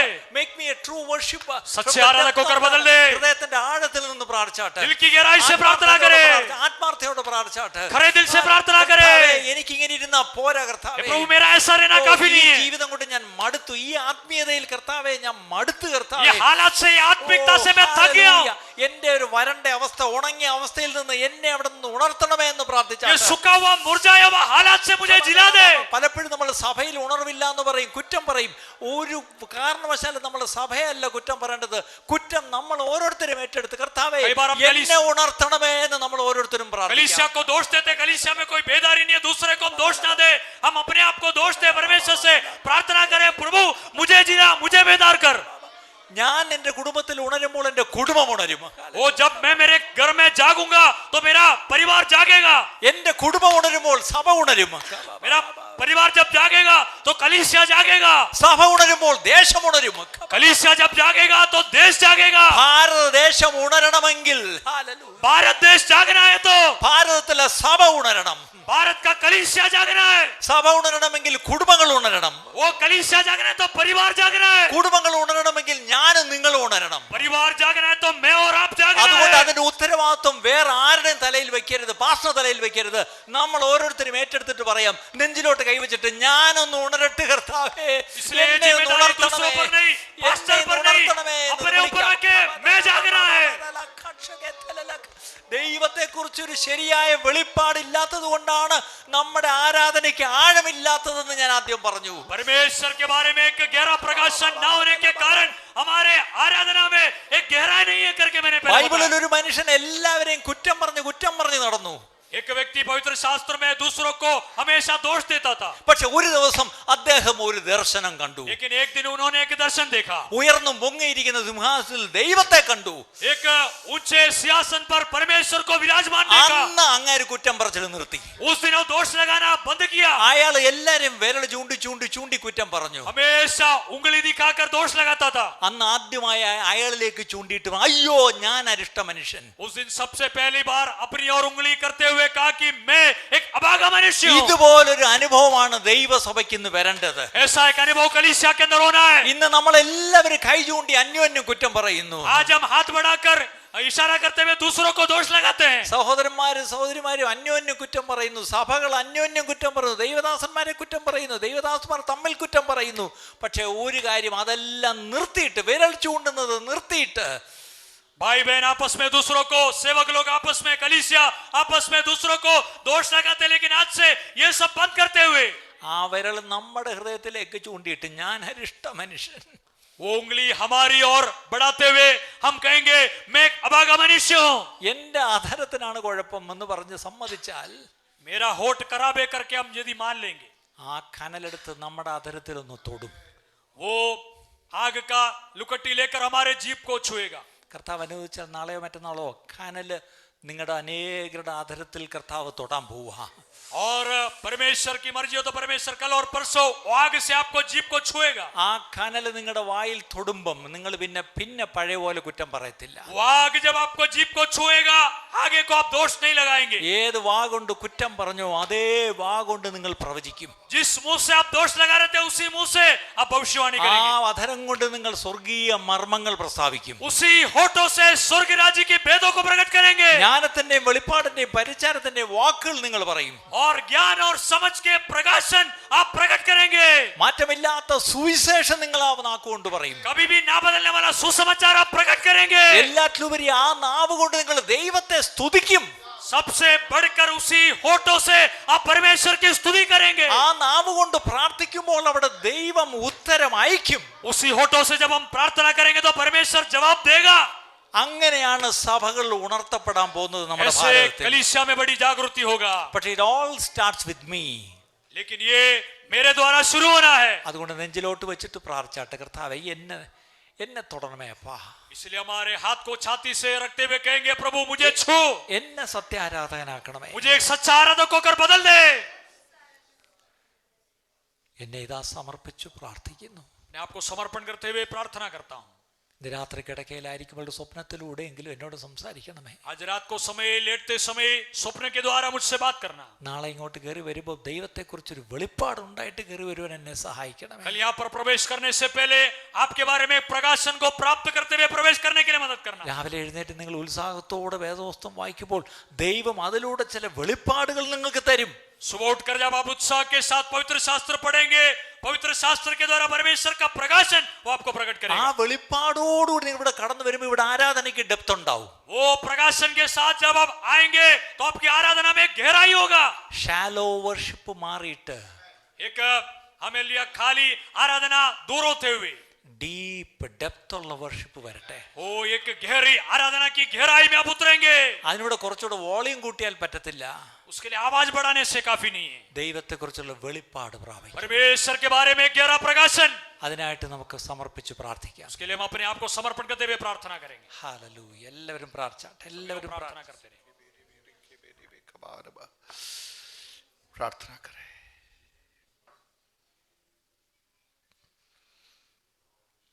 जीसस, आज रात प्रभु की आत्मा ने बड़े स्पष्ट तरीके से हमसे बातचीत की। हमें न तो दाएं देखना है न बाएं देखना है, हमें प्रभु से एक ही प्रार्थना करनी है, प्रभु मुझे जागृत कीजिए, मुझे चिल्लाइए परमेश्वर पिता।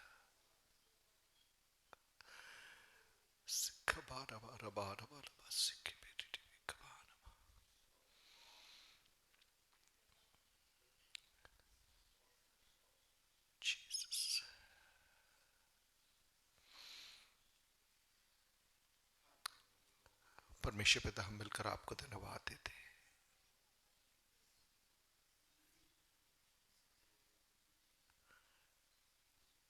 आज आपके दास के माध्यम से आपने बड़ी ही स्पष्टता के साथ में हमसे बातचीत की प्रभु जी। प्रभु, हमें उस गहराई में आप लिए चलिए पिता,